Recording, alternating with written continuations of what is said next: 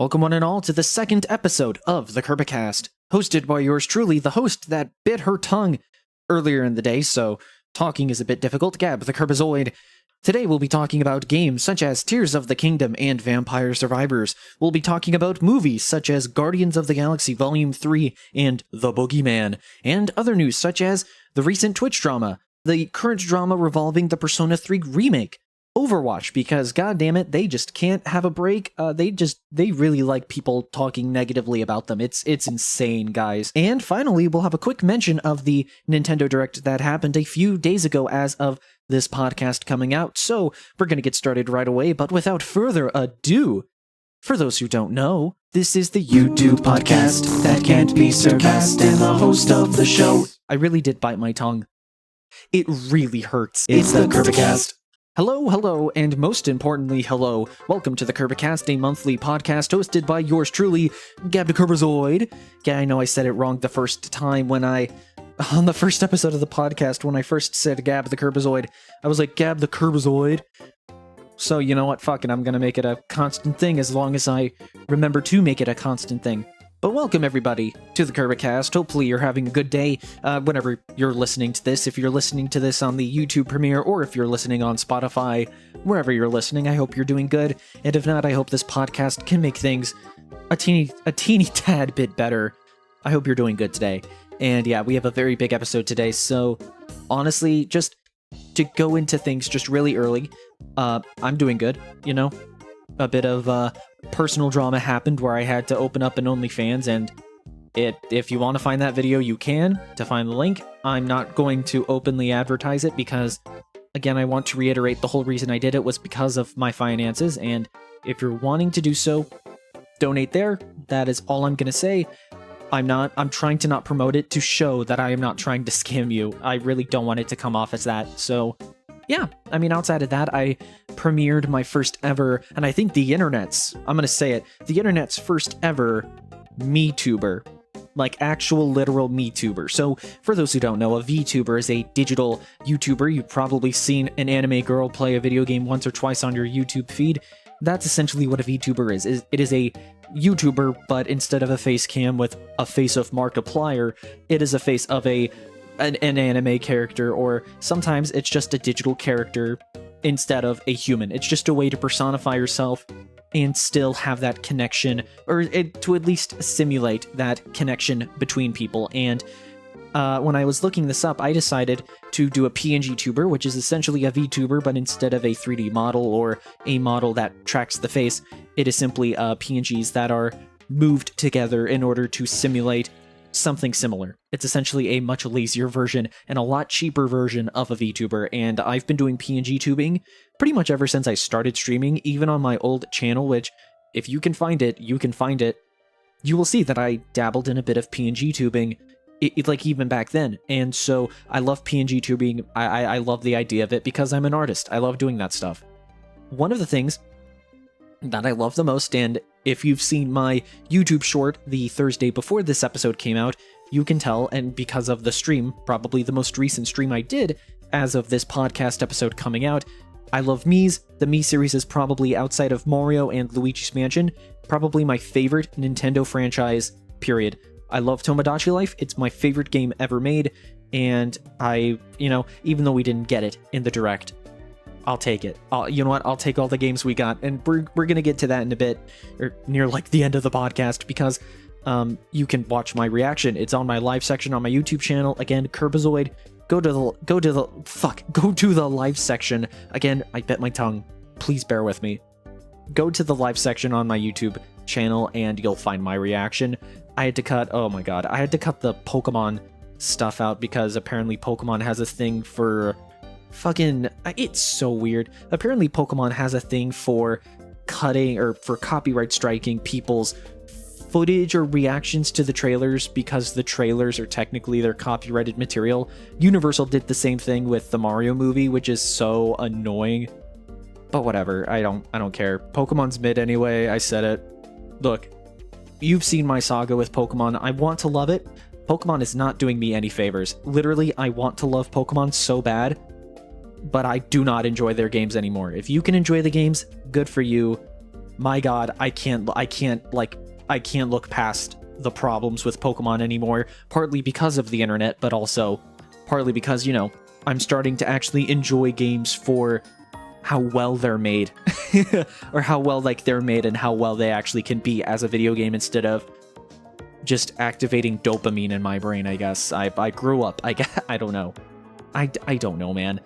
But besides the point, my favorite series is Mii, and so I love the Mii games. I think they're great, and so I was like, you know what? Why don't I heavily invest into Miis and show that the Miis are not dead? And so I had an idea. What if I make a brand new subset of VTubers? So it's essentially a branch off of a PNG tuber, and essentially I've been able to take the fucking like HD renders of my Mii that I created for myself, and I've also done that for characters like Kibble, which for those that don't know my YouTube history, we made essentially a small gremlin version of the YouTube character of the podcast logo you see when you look at my podcast, and essentially that character, imagine that, but it was a small gremlin instead. That's Kibble. That's my mini altar. That's also a little source of Satan. That's what we like to think of on the podcast, and on not only on the podcast but the channel. It's been a huge thing, and I think I've had Kibble for almost a year now, which is insane. And then I referenced her like once during my anniversary dinner, and then that was it. But suffice to say, I decided to take HD renders of my Miis that I've been able to rip and turn them into a PNG tuber, which can blink, it can talk, and then if I want to, I can add other expressions which you can like transfer with some button presses, and I think it's really cool. And I'm thinking about doing a video. Essentially, I'm going to name it a Miituber, where essentially it is a VTuber, or branch of a PNG tuber specifically, but it's a Mii, and it's HD rips of a Mii. I will make a video sometime in the future showing how to do this, because I think no one has done this before, and I was wondering if Miitubers were even a thing. And I went down this weird rabbit hole where apparently Miitubers are actually a fucking thing. Ladies and gamers of the internet, it is a real thing, but it's not what you think. It is not that. I've only been able to see one YouTuber, or at least one that's popular in a sense, and it's this English YouTuber that essentially uses like these, essentially, you know, like that new iOS tool where you're able to like press and hold on an image, and then you can get like this kind of like rip of a photo and get rid of the background. Essentially, they did that, and they used it as their avatar, and they would use like these photos not as a VTuber but just as like some stills, like how commentary YouTubers, and some still do this, but like mostly commentary YouTubers are well known for just to have stills of their art or of their OC, and it's like the famous like, you won't like it when the commentary YouTuber crosses their arms. It's like, it's that. That's essentially what they did for it. I'm technically taking it on a new level, and apparently Miitubers are just people that play Mii games. So essentially people that are known for their content with Mii. So think of YouTubers or streamers like RT Game. I think Poofessor? I don't know. It's been so long since I've seen that channel, but they did a lot of Wii Sports content, so they're probably, again, my tongue hurts, and so like anytime I slightly move it, pain. Just pain. But it's been you know, it's interesting because I learned a new like set of YouTubers, but now I'm redefining it to be a much more literal thing.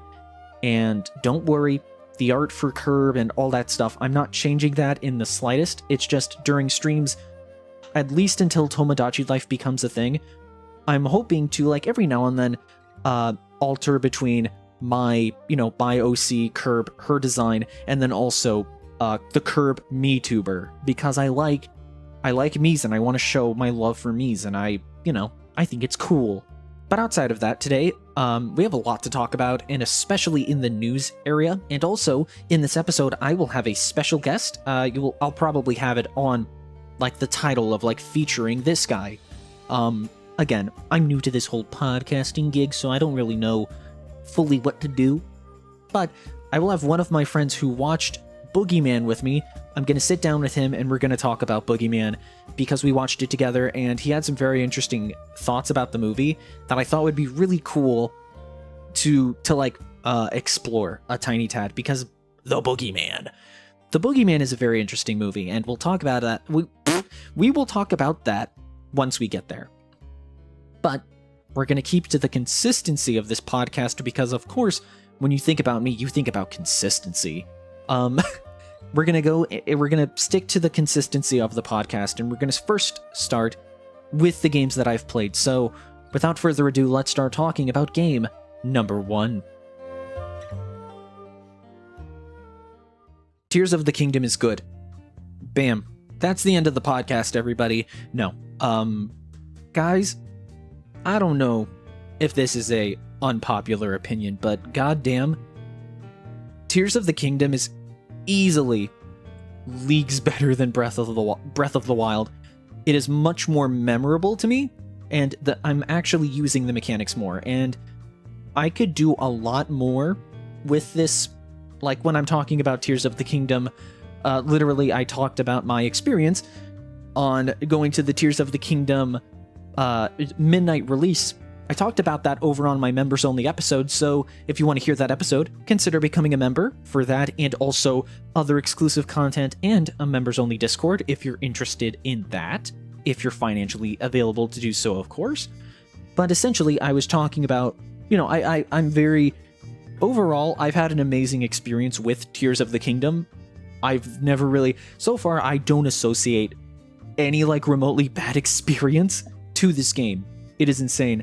And so, I love it. I love it. And so, I'm going to talk about this game even more as time goes on. I really feel like I haven't done much. And I still feel like this is one of the best games I've ever played. Or at least, it is easily the best Zelda game I've ever played. Now... This is coming from someone who, outside of Breath of the Wild, has only played I finally played through the entirety of the original, thought it was pretty fun, played a fair amount of the second one, Link's Adventure, or whatever it is. I played through the Link's Awakening remake. I played through, I think I said it, Link Between Worlds. That's it. And I played through, maybe a few hours of Majora's Mask on the 3DS. I was not during the generation of the Zelda Renaissance, or if I was really young. So I never really got to experience the, I guess, peak of Zelda. I don't think 3D Zelda is my thing. At least the traditional one is. Breath of the Wild is super fun. Definitely it makes me a bit concerned going to Ocarina of Time.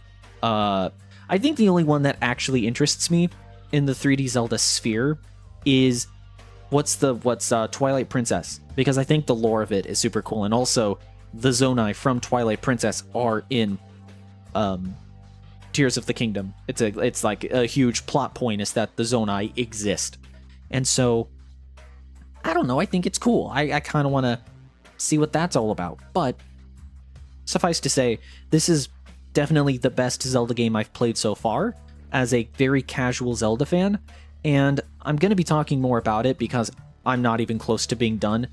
So far, all that I've done is I got through the tutorial area, and then I went down into the main area, got the glider, I explored that whole area the best I can, and now I am currently doing that with one more area.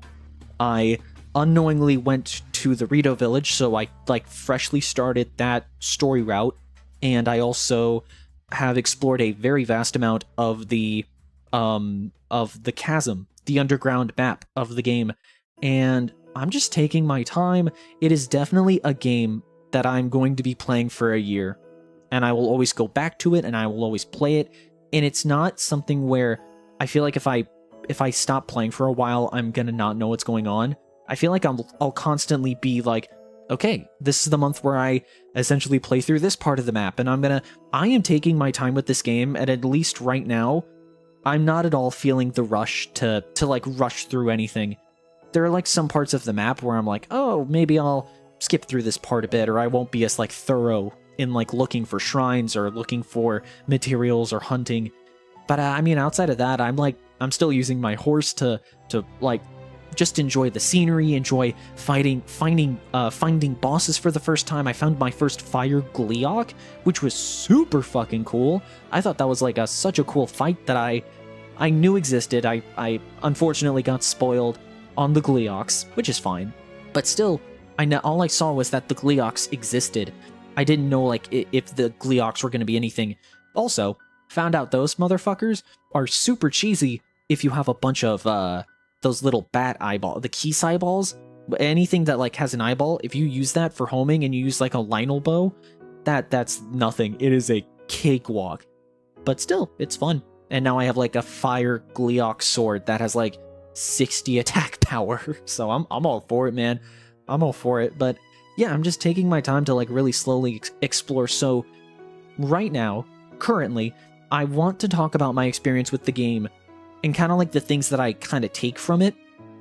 And one of the biggest takeaways I've had so far in playing, compared to compared to Breath of the Wild, Tears of the Kingdom is a game where I'm always, this episode I want to say, and this is what I want to go into. So before that, real fast, for those who don't know, last episode I introduced my 5-point system, which includes 0, so technically it's 6, but shut up. 5 out of 5 does not mean perfect for me.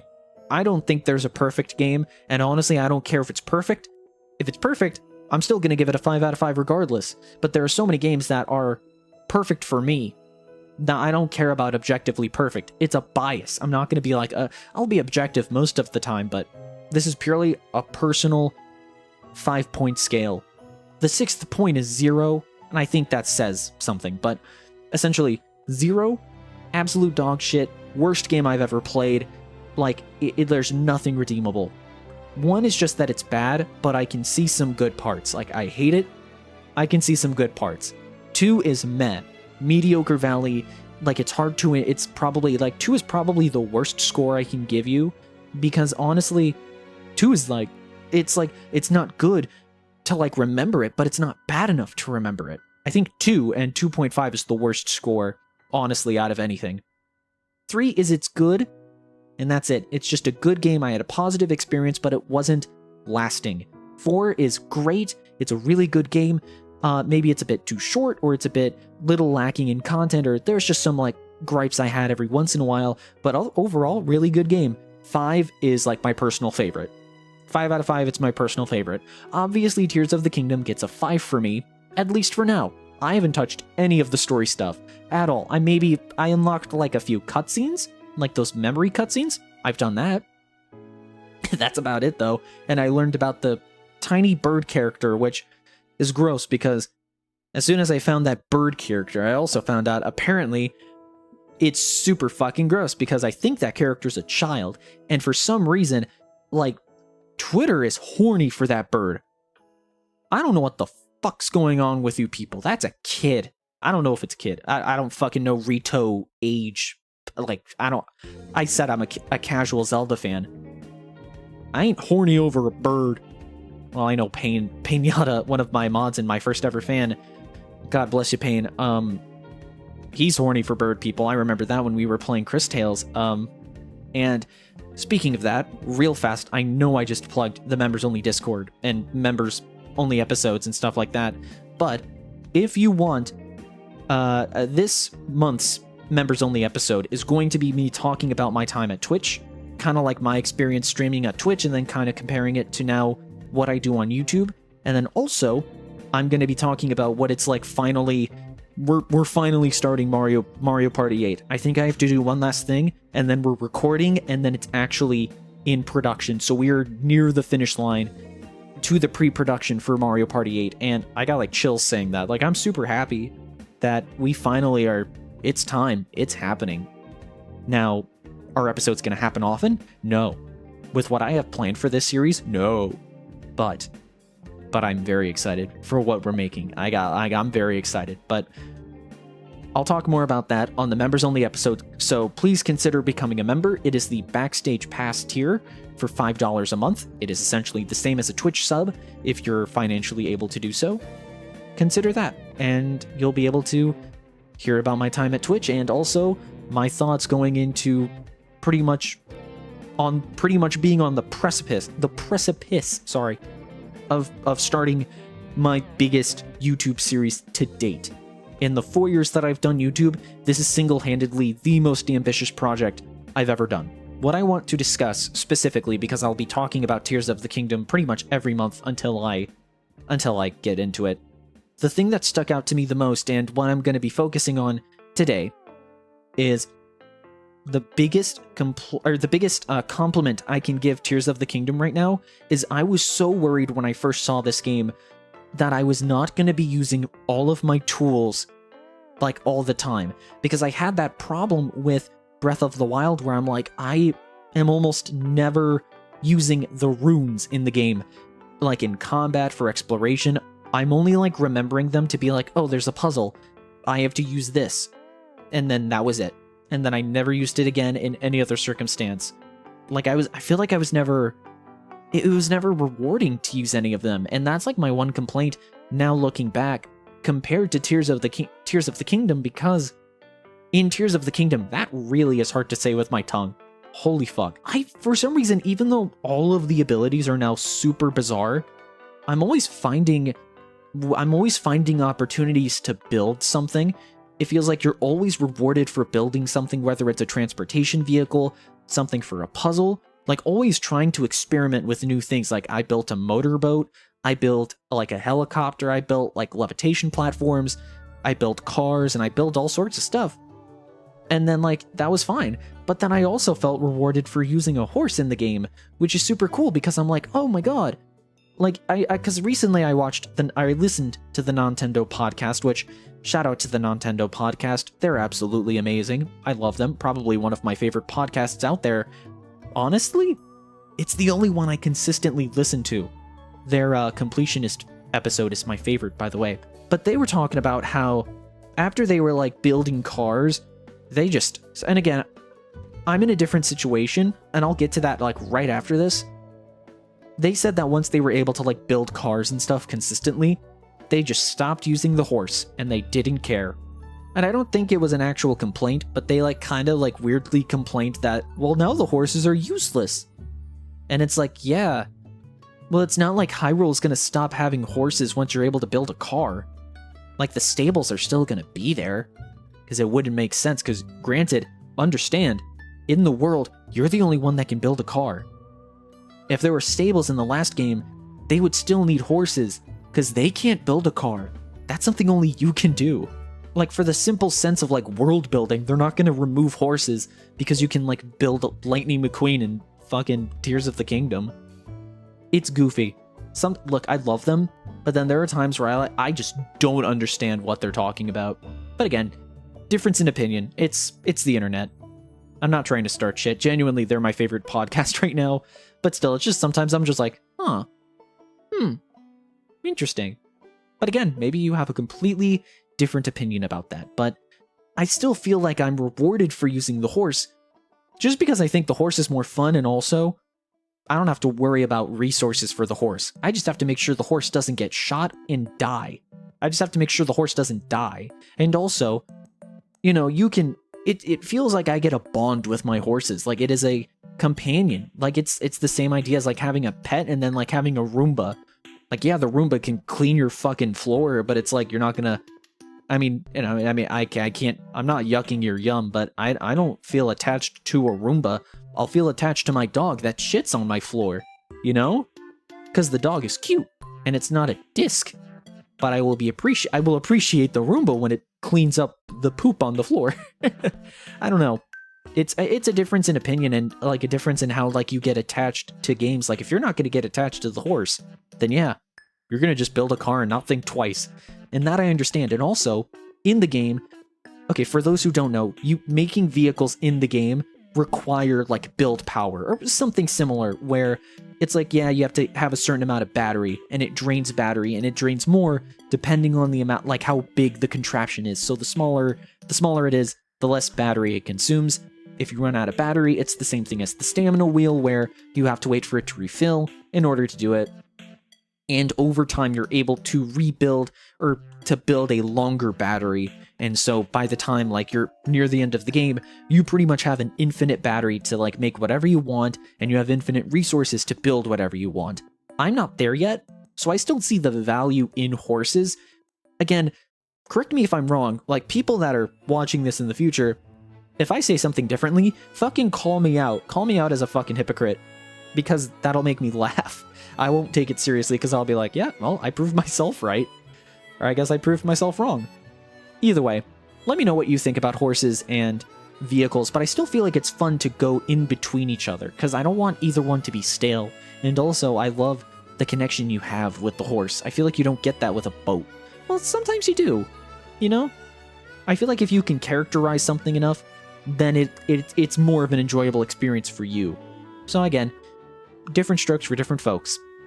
Just don't stroke a horse. That is a bad idea. Well, unless it's like on the back, like as a pet. Just don't like, you know, like don't do that. That's a bad idea. That's just not a good idea. We talking about Zelda? Yeah, we're talking about Zelda.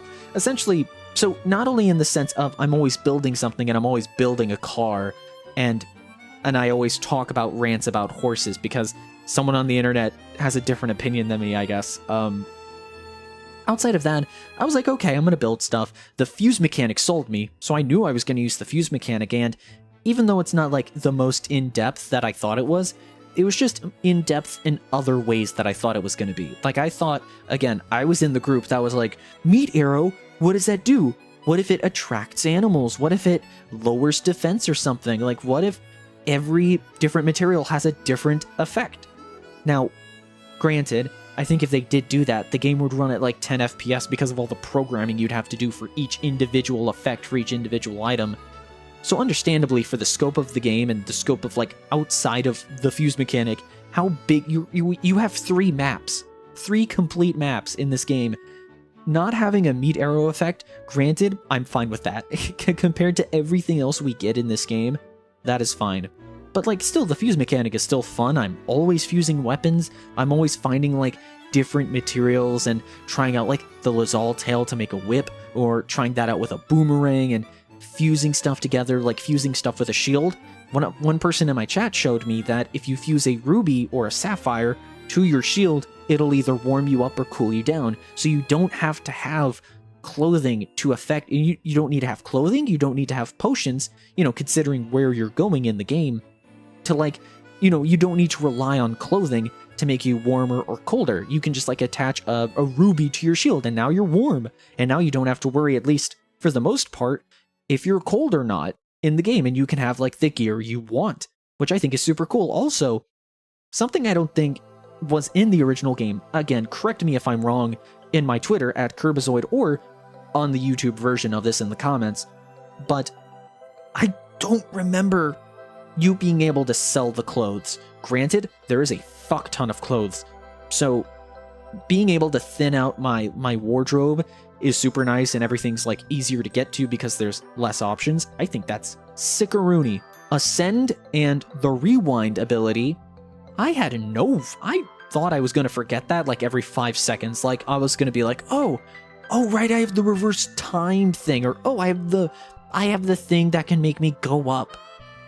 Guys, I'm using that all the time, and I don't know what's so different. I guess it's because essentially Breath of the Wild essentially just gave you these abilities that you could use them to help you traverse, but really they were like so vague in what they could do. You had 2 different forms of bombs, which was cool, but like, did we need 2 different forms of bombs? I don't know. I don't think so. I don't really believe so, unless one was like meant to be placed on the floor, not roll, so it was better control, and then one was meant to be like thrown and rolled around. And I understand the uses of the bombs, but in my head I'm like, did we need 2 bombs? I don't know. We had the stop time mechanic, which essentially just froze things, and you could use that for puzzles. And then you could use it for enemies, but it was a very short amount of time. You can use it to break the game, which is super cool. I think the stop time one is the most interesting because of how you were able to exploit it. The magnet one, you were just able to move stuff. That was just for like puzzles, or if you wanted to use a giant crate to like fall cartoonishly like an anvil on a bokoblin. Like that's it. And then if there's another, the cryo one where it's just you get to freeze water so you can make a platform. Again, it's good for traversal, but like it's not as like broad, or it's not as like universally applicable. Like it's only good in water or for puzzles that need you to push stuff up in the water. That's it. So again, like I forgot pretty much most of the time that the runes even existed in Breath of the Wild. But in this game, I think it's because it's more traversal based or more progression based, where using this actively makes you better in the game. If you build something, you're actively either solving a puzzle or you're actively making something that is going to like help you get to where you need to go, or get you somewhere faster, or in a more efficient way. Like that is why you want to remember that it exists. You use the fuse because you're actively getting better weapons, you're actively getting better stuff. This is actively rewarding you for being creative because you can get a weapon that you might really love. Who freaking knows, dude? Like the fuse mechanic is infinitely usable, like there's no limit. It's just good. I think it's good. Now, it's a little more iffy on the reverse time, but I found myself constantly using the reverse time to, and it's because it's used to, go on rocks and then shoot them back up into the air so that you can get to some sky islands if you're able to get up there. And I think it's because of that I'm always reminded of like, wait a second, what if I send this enemy back, or what if I send this thing back? Is that gonna like hit an enemy? Or if I do this, is this gonna, if I like move a platform in reverse and then hit it with the reverse, that way I can use it as a vehicle to get like over a bridge or over a large gap or something that I can't just build a bridge for. I find myself using the reverse time mechanic way more to traverse areas because it's a very unique way of doing it if you know what you're doing. And I don't think I explained it well, so apologies in advance, or I guess a belated apology for if that didn't make any sense. Because God knows, I don't make sense. I make change. The one that easily I was like, I'm never going to remember this one, is Ascend. Ascend is one where I'm just like, what the hell? Like, it's cool, and I feel like I'm just going to miss stuff because I'm just shooting up and just not traversing anything. But that is not the case. Again, I think it's also because they do so many really cool puzzles with Ascend in the shrines that I'm just like, yeah, fucking use Ascend. And now I'm using it to like get up hills. It makes it easier to climb. And it's weird because it's really cool looking back where Breath of the Wild, the main mechanic is you can climb anywhere. Like as long as you're determined enough, you can climb up a mountain if you so choose to do so. And in this game, it's kind of different where it's like it's one-upping itself, where it's like, hey, we know we said you can climb everything, but how about we give you a million different ways to climb something? And I think that's why I think it's just better than Breath of the Wild. The story is better. I'm actually kind of interested in the story. There's a lot of cool world building things that even super early on in the game, I'm like, hell yeah, this is super cool. I want to do more of this. I want to explore and see what this world has to offer. And again, I'm not saying that Breath of the Wild is bad. It is the foundation that leads to this better game. I'm not saying that it's bad. I'm not saying it's bad in comparison. I'm just saying that this game makes an already good game even better. And in some cases, I would say good because, again, not a huge fan of the rune system looking back compared to this one, because I love this one way more. But yeah, that's what I kind of picked up from Tears of the Kingdom right now, and hopefully by the next podcast, I'll be actually going into the Rito village and I'll go more in depth on the story there and just kind of like talk about my experience there. But, you know, I feel like I'm going to be talking about this way more because, again, I'm taking this at such a slower pace that I don't want to say everything now because I haven't done everything now. And so hopefully you guys enjoy this like kind of consistent, like, the Tears of the Kingdom corner, where I talk about my current experience with Tears of the Kingdom, and I always talk about something new I learned from the game, because I feel like that's super cool, and I feel like I'm always learning something new from the game, and I think that's super cool. So if you want to take that as the first ever podcast mainstay in terms of topics. There you go. But that's all I wanted to talk about now with Tears of the Kingdom, so I'm going to stop there. Again, if you want to hear more, tune in next month, because I'm going to talk more about it next month and many months to come, considering the podcast and how long it is between episodes. But then again, because of that, you get a lot of podcasts, so it's more quote-unquote quality and less quantity. So hopefully this is enjoyable, but hopefully this means that I won't have any, like, nothing burgers for episodes, unless it's, like, super fucking dry in terms of content. And so hopefully that's okay. But we have a lot to talk about. We have a lot to talk about this episode, so that's all I'll talk about for Tears of the Kingdom. So hopefully that was good. Hopefully you enjoyed that. And again, if you want to hear more, tune in next month. But yeah, we're going to go into our next game right now. Man, vampires suck, don't fuck! I fucked up the joke. Oh, everybody, I fucked up the joke. Oh no, it's bad. I'm bad now. Vampire Survivors is really fun. Vampire Survivors. So I'm going to try and explain this for those that don't know what this game is. Vampire Survivors is essentially a somewhat of a bullet hell roguelite game where essentially what you do in the game is you select a character, they have a starting weapon, and then you select a map. Once the game actually starts, I'm trying so hard, like I am taking like 5 seconds in between explanations to be like, okay, how do I explain this? How do I explain that? Most likely most of you know what it is, but just for those that don't know, once you actually start the game, your only control in this game is just moving the character. Your weapon and then all the weapons you get afterwards are all automatic, they all have cooldowns, and they essentially fire in a specific way in a certain interval of time, which you can then upgrade. And so enemies will just be coming at you. You have to first start with your first weapon, kill as many enemies as you can, you get experience from enemies, and every time you level up, you can select from a pool of weapons, weapon upgrades, or abilities essentially that will do stuff like lower your cooldown, or increase your pickup range for experience points, all that stuff.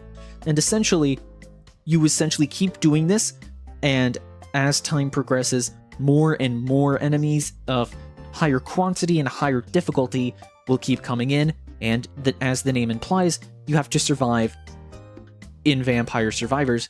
The goal is to get it for 30 minutes, and that is a completed run. So essentially, you start with one weapon, you start with like one character in a map, and essentially you level up, and then you can get a new weapon, you can get an upgrade for current weapons you have, and then you can get a ability upgrade or upgrades to that ability upgrade. And essentially you keep doing that until you're now the bullet hell. Now you're throwing like a million projectiles and you're pretty much untouchable, and then you just get to mow down characters. And it's this weird game where it's a very, very fast-paced, very pick up and play kind of game, and it's so addicting.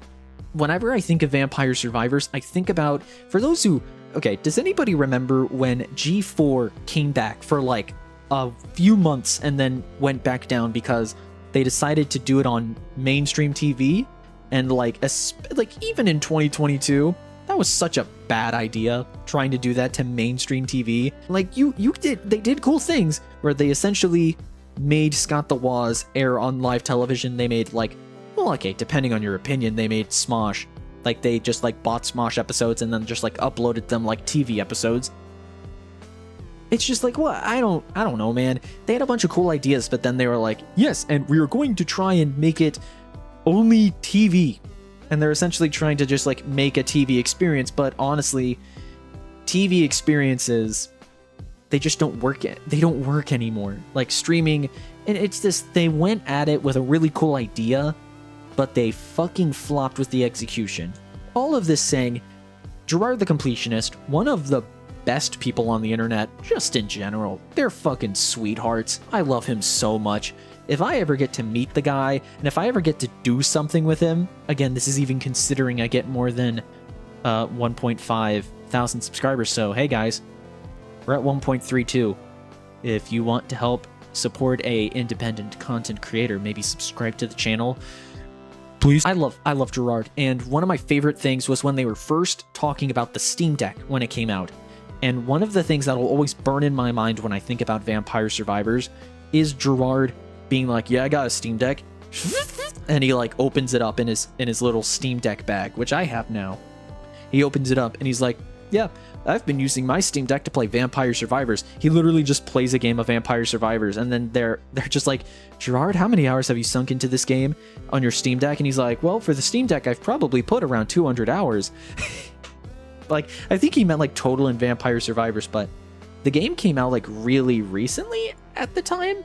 He got addicted to Vampire Survivors, and I won't, I'm not gonna lie. Every time I watched gameplay, it is oozing, even though it is very basic in the gameplay, it is oozing personality of like Castlevania, and then also like it's a very jokey take on Castlevania with the names of the characters, the lore, and all like the references. Like the food you use to increase your health if you get hit is like an item when you hit like a chandelier or something. One of the pickups you can get is a chicken. It's called a floor chicken because in the original Castlevania, you could eat chicken, like secret chicken that just fell on the floor, and you got your health back. And it was like the only health upgrade, or it was the only way to regain health in the game. And so it's like a neat little callback to a cool game franchise. And it's just like this weird love letter to Castlevania while also being its own thing.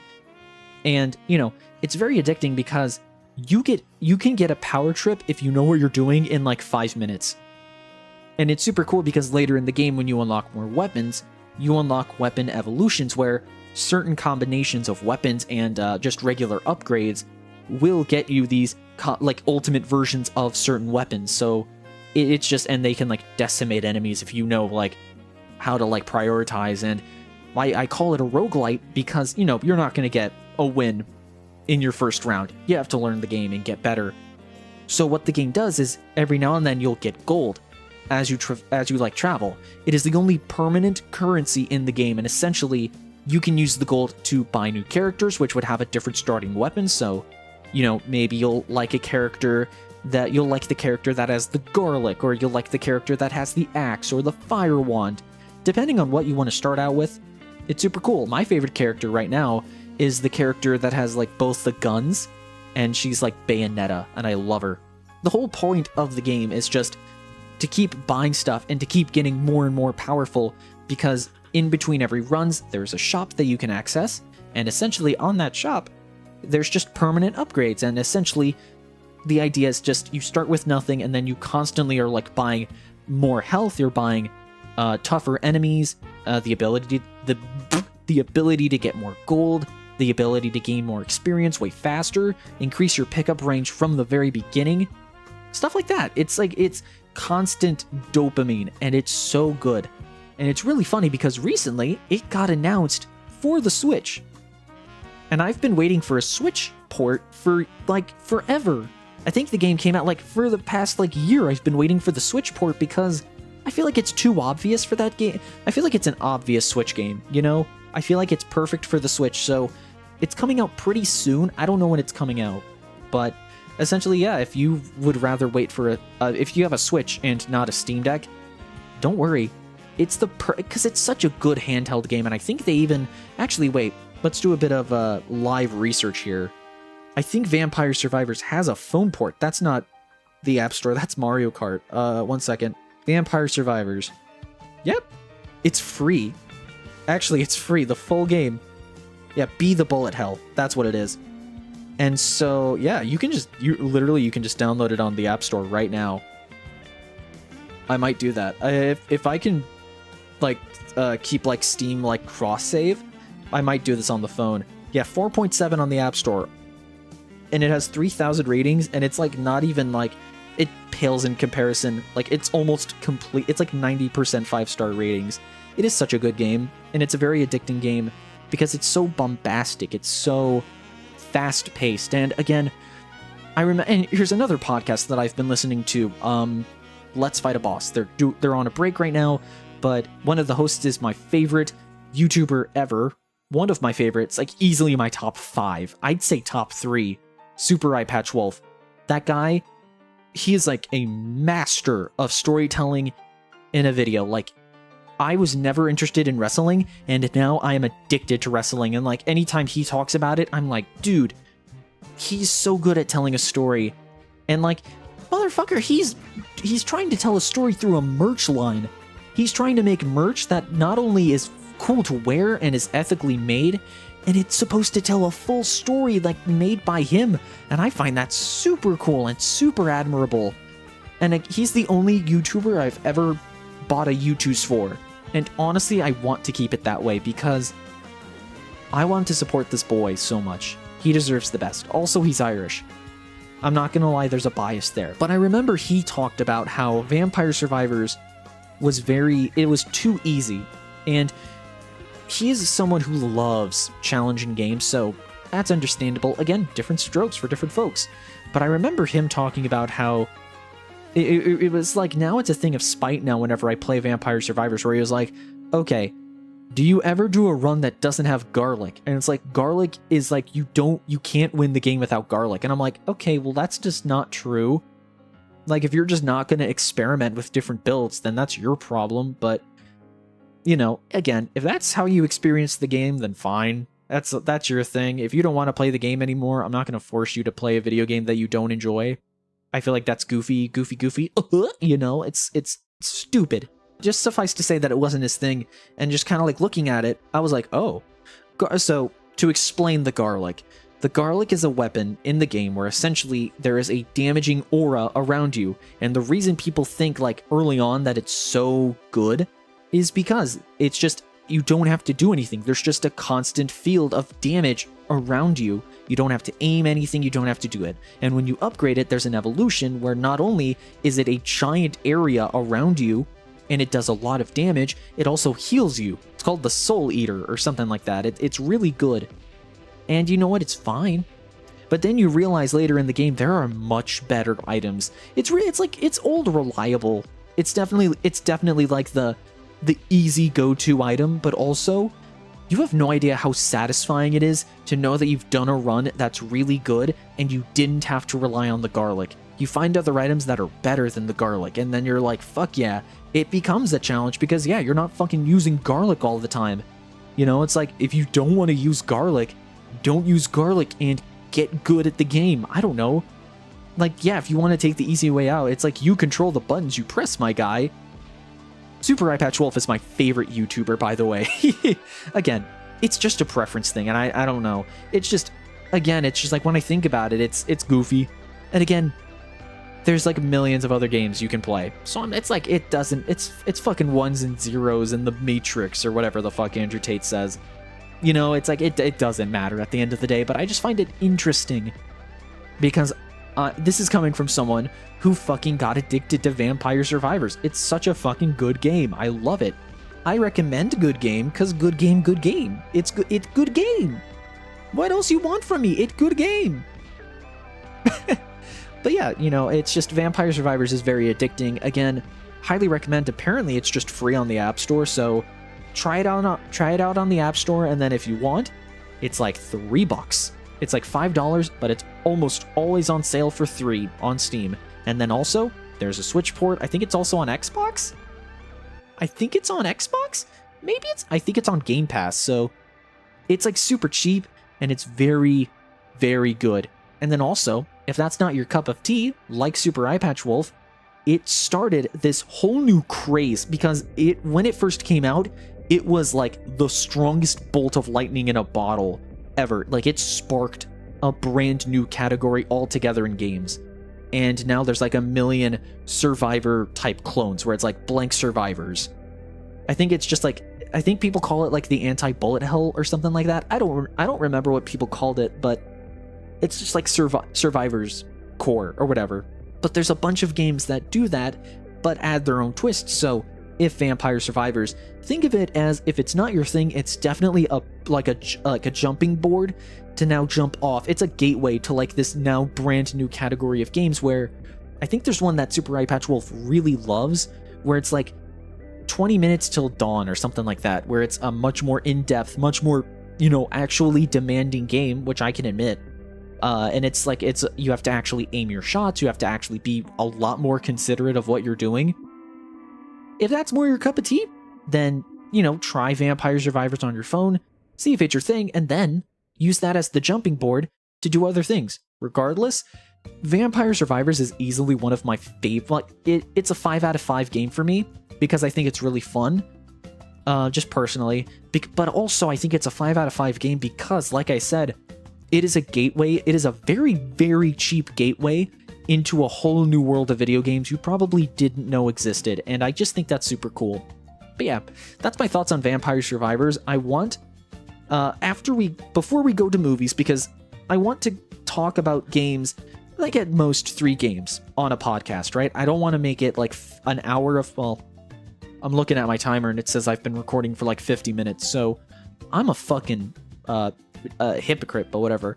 I don't want it to be like half the podcast is just games and then like 10 or so minutes of movies and news and stuff. I don't know. I would rather it be I would rather it be more, actual I would rather it be more evenly dispersed. So on the podcast, at least for now, I want to talk about at max 3 games that I really want to talk about. But if I'm dead honest, the 2 games that have been taking up my time ever since the last episode is Tears of the Kingdom and Vampire Survivors. They're both addicting in their own sense, and they're both Vampire Survivors more than Tears of the Kingdom are so addicting to play. Tears of the Kingdom, I'm always rewarded for exploring, I'm always rewarded for going out of my way to look everywhere. And so that's why I like going, and that's why I like exploring, in that sense, right? So it's fine. But Vampire Survivors definitely has taken up like way more of my time. Actually, I'm gonna check my Steam and see what my time is on Vampire Survivors. Oh yeah, co-op mode. Okay, also Vampire Survivors is getting a co-op, and that is so fucking cool. I can't wait for that. I've played for, oh hell yeah, 6.9 hours. Nice! But hell yeah, that is so cool. Couch co-op mode. Ooh, that's actually gonna be really cool. So hey, if you want the Steam version, I know they touted it in the Switch version, so it'll have that when it comes out. Co-op. That's super cool. I think that's super cool. Suffice to say, I have some honorable mentions that I want to talk about, so yeah, we're going to talk about them just real fast, like bullet point. I tried Street Fighter 6 for the first time because it was lovingly given to me by my friend, not Subby Space, Space, just Space, very good friend of mine personally. I want to say thank you, Space, because half of these games were bought by you. You're a very generous friend, and I appreciate you a lot. I got the opportunity to try Street Fighter 6. I haven't been able to play a lot of it because I want to wait until I get a fight stick, just because I feel like that would be cool, and I want to get into it, because at least using a pro controller is just, I don't enjoy the feel of it. It's just not that fun. I can like do it, but also I want to try a fight stick, because also I want to use a fight stick for other games. Like, I want to use a fight stick for games that I just feel like would be really cool to use, I don't know, I just think it's fun for, like, platformers or just, like, point-and-click games or something weird. Something fucking goofy. I just want to use a fight stick, like, goofily. In a silly way, in a silly manner, Street Fighter 6, I haven't played a lot of it. I've played through a bit of World Tour, and I did, like, 1 campaign, and, like, even then, it is really cool. Again, I'm not giving this one a rating simply because I have not played enough of it. Tears of the Kingdom, I can do it because I know it's good and I know I'm going to get to the end. Street Fighter 6, I'm not doing that until I do like some online play, until I do some more World Tour, until I get a character I enjoy, because I feel like I need to invest in this fighting game in order to give it an actual review, or at least in terms of like my personal, like, would I play this again or not, But right now, it's good. I really enjoy it, but right now, I don't feel confident in giving it a rating, so if that says anything. But I would watch people like Maximilian Dude, Lythero. I was about to say, I don't know anybody else that does Street Fighter 6, but Lythero every now and then streams Street Fighter 6, so it looks really good. Very pretty game. If I had to say anything, the characters and the art direction and the colors easily were the reason why I bought the game, because the colors look fucking pretty. It really doesn't take much to sell a game. Another honorable mention is Mario Land 2. I know I made a KiRB's recommendations for that, and actually, you will see that in a YouTube short. I think that's in a few weeks. You'll see a YouTube short version of the bumpers that I do on YouTube. So the ones that are more, that can be self-contained. Like, not the be right back ones where it's just a commercial. Like, I'm not going to do that. The ones where it's like KiRB's recommendations, or ones where I advertise the podcast or I advertise the streams. I'm going to make those YouTube shorts. So if people want those, but they weren't able to see it from the full videos that I make, there you go. But suffice to say, you'll see my thoughts on it on a YouTube short, but to go into like a very short and simple, it is one, again, compared to the new Super Mario Bros. Games. This is a Mario platformer that's 2D on the Game Boy that is just oozing with personality in the level design, in the world themes, in the characters. It made Wario. Like, it just made Wario. It's the first game that ever had Wario, and that's super cool. And then I played the final level on my custom Switch TV, which you will also hear a YouTube short on because I did a KiRB's recommendations for that as well. That was super fun, playing it on like a small TV. And the final boss is the final level of the game is a stretch if you're not using save states. Like, it is actually difficult, at least for someone who, never grew up with the game. It's super fun, and I liked it. So that one is definitely I would say, you know what? 5 out of 5. I'd give it a 5 out of 5. I really enjoyed it. I'm gonna give it a 4.5 out of 5. It's very close to being a perfect 5 out of 5. But it's just like, it's good, and then I remember the bosses are a little annoying, and they're also a little basic. But then again, all the Mario bosses are basic, but still my point stands. It's very close to being a 5. I just feel like if it was a bit more... That's the thing, it's very memorable, but at the same time, it kind of was just like a very short game, and that's not its fault. It's a Game Boy game. But then I'm just like, yeah. I mean, it's cool. And then also I found out you can use coins to buy a bunch of lives, and then I never did it again. And I was just like, okay, I guess I just have that now. Oh well. Regardless, it's really fun. It's definitely one of like the best hidden gems of Mario, of like the mainline Mario games. So it's on the original Game Boy NSO. So just if you even have like the regular ass Game Boy or regular ass NSO, just get the Game Boy and just get the Game Boy like NSO service, and then play Mario Land 2. It's good. And then you get other Game Boy games, and that's sick. I'm definitely needing to play more of the original Game Boy games, because as much as I grew up with the Game Boy, specifically the Advance, I missed a lot of like the old Game Boy stuff. So definitely need to go back to that. But yeah, honestly, just really good. Definitely it's one of the best Game Boy games, and the power-ups are cool. Yeah, it's a 5 out. Okay, Mario Land 2 is a 5 out of 5. Fine. I heard you screaming at the phone screen that you're using to listen to this. Fine, I'll do it. The last one that I want to give an honorable mention to is Friends vs. Friends. Again, another game that was given to me by the lovable Space.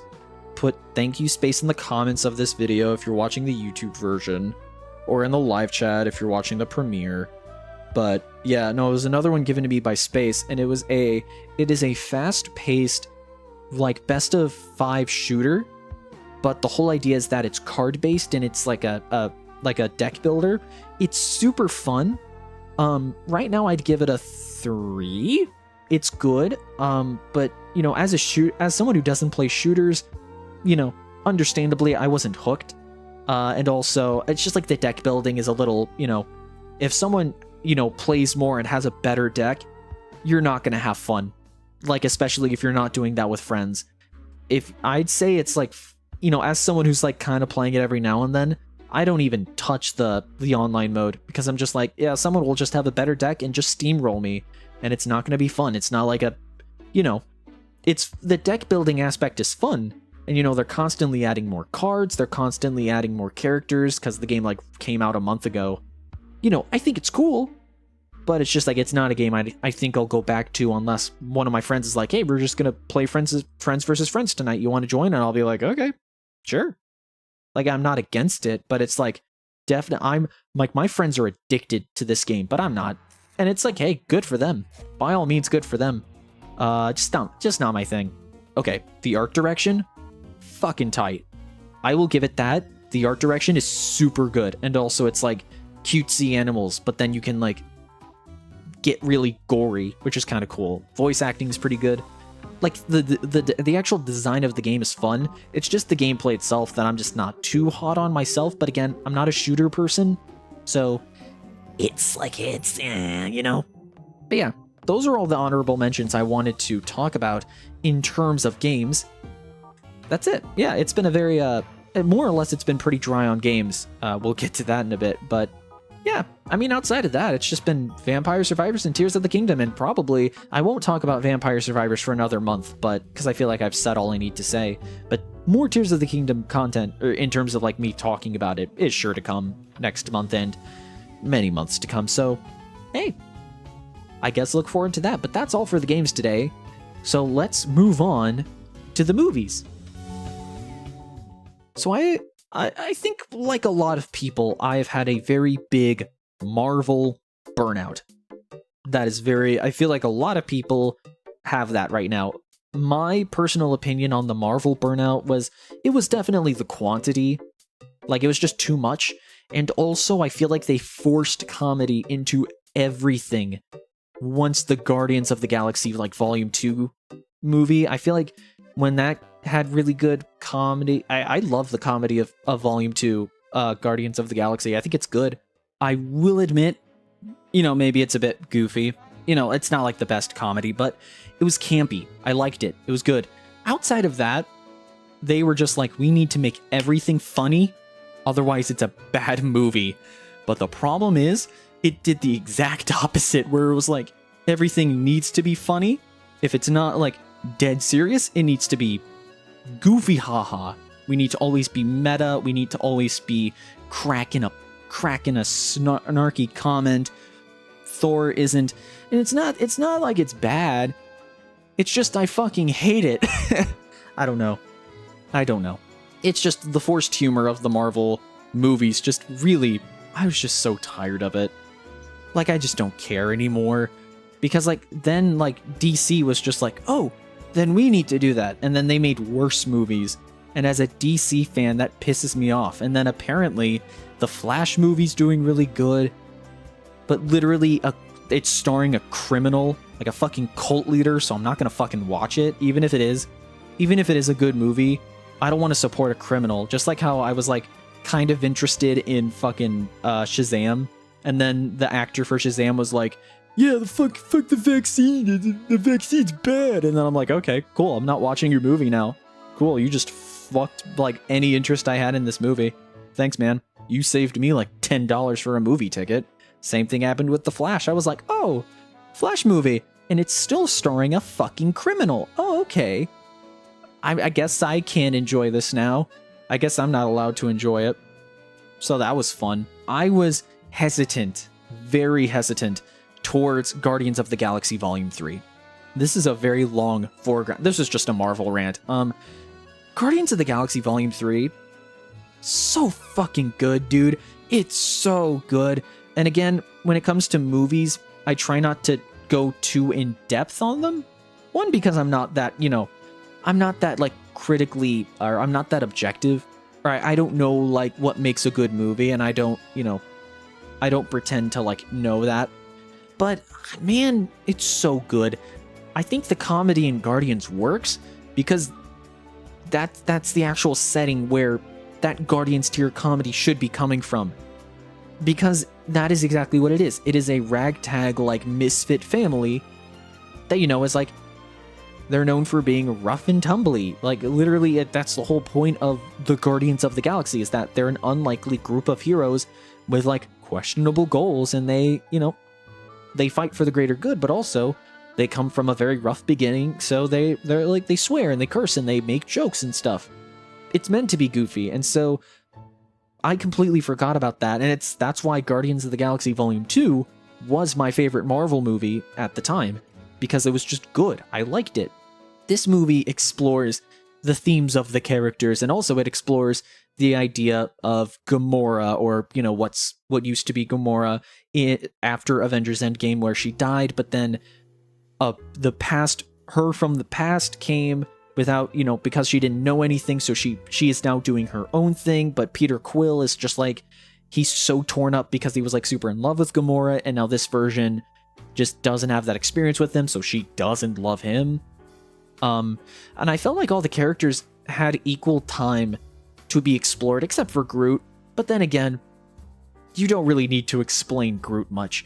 I was happy that Nebula got a lot of screen time because after that, Nebula was immediately my favorite character. In the first 5 minutes of the movie, Nebula became my favorite character. I like Rocket and I like Quill, but man, and Drax was like a highlight of the movie, especially in this one, because he reminds me of my grandpa with how kind of goofy he is. And especially near the end of the movie, he definitely takes more of a wholesome figure. I'm not gonna say more about that, but man, it's so good. They talk Mantis gets explored a bit, where she's made fun of, but then she's also kind of used more often, and it's you feel like, I don't know, it feels like it's a family. I feel like the Guardians have this connection that isn't able to be done.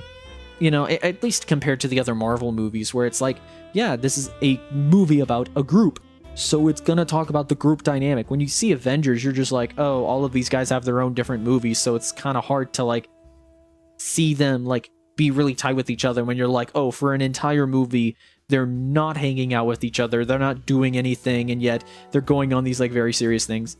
That's comic book logic, and I know that. But I feel like a movie based on a group of superheroes, they're still able to be individually explored, but it's still nice to see the group go on one last adventure. And I just think it's good. One thing I will say, going into the movie, man, if I had to use one word to describe Guardians of the Galaxy Volume 3, it's meat. Fucking meat. Yow. Yow. There we go. That was pretty good. But, yeah, I mean, Guardians of the Galaxy Volume 3 has this weird, and I think it's James Gunn. I think that's the name of the director. I think James Gunn knew this was his last Guardians of the Galaxy movie, because for those who don't know, this is the end of the Guardians of the Galaxy, or at least the version that we know of, where it's Star-Lord, Gamora, Drax, Rocket, Groot, and then Mantis to an extent, where, yeah, now they're just kind of doing, so it was yeah, it's the last movie, so let's include a lot of blood, gore, and body horror. The whole point of this movie is to show Rocket Raccoon's origin, because the main villain of the movie is the guy that created him, and essentially his whole idea of experimenting with animals and finding the perfect mixture of animal to essentially find the perfect evolution to create the perfect humanity or what have you. And so it's just that whole idea, and it's exploring his past.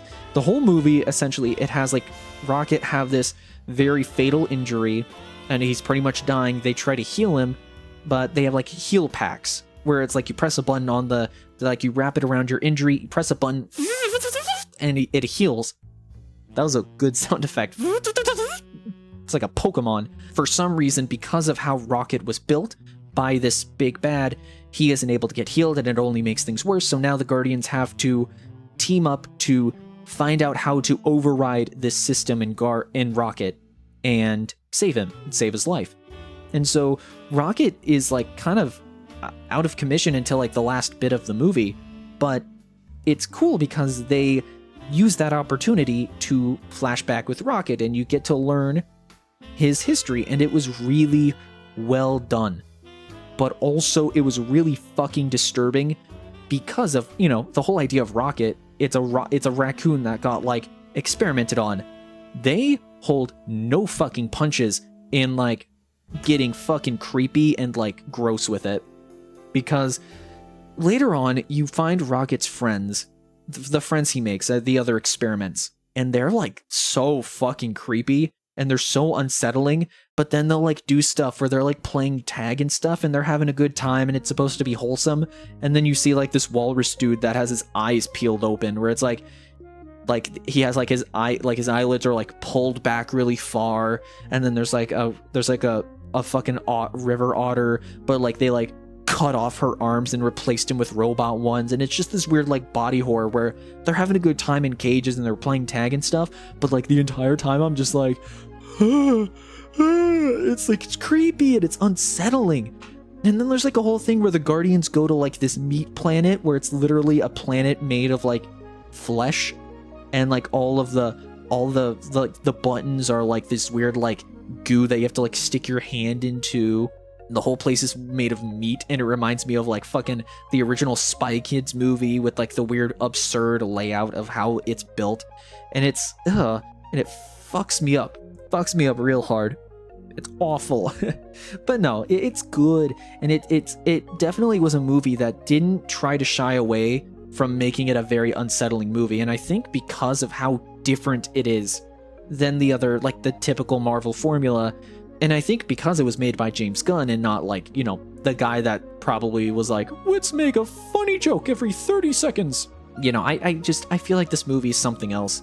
It's unique. And I really enjoy it because, again, it's not fucking like the same as like every Marvel movie that I've gotten like so bored with. And so I really do enjoy it, and I think it's really good, honestly. And here's the best part. I'm not going to spoil the ending. I'm just going to say it's not perfect. Or it's not like the perfect ending where everybody lives happily ever after and all the problems are resolved.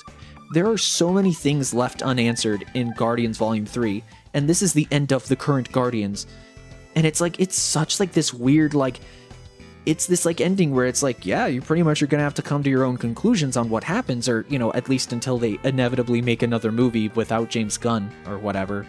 I'm just like, man, I want to know what happens to these characters, and it's left on like this weird cliffhanger on like the fate of the Guardians, or at least the fate of the original Guardians, and like what's going to happen to them now.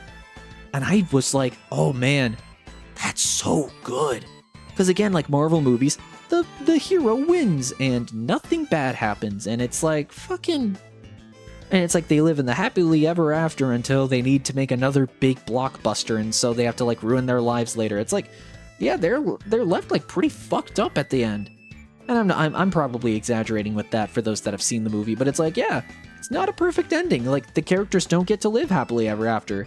Like, there's consequences to actions that happened before and during the movie. So it's like, and they have to live with that. And so you're watching essentially the aftermath of not only the movie, but like watching as this group essentially permanently changes, whether we like it or not. And I think that is so good because it's experimenting and it's not, you know, it's not typical. And I think it's like, it's not perfect.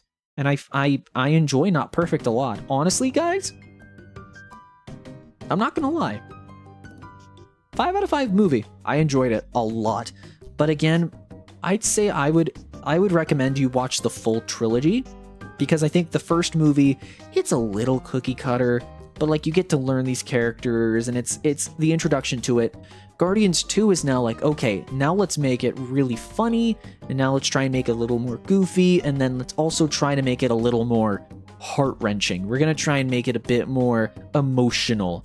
Because yeah, it plucked my heartstrings the first time I watched it, and I thought it was a good movie. I thought Guardians 2 is my favorite Marvel movie. I'd say 2 and 3 are tied for different reasons.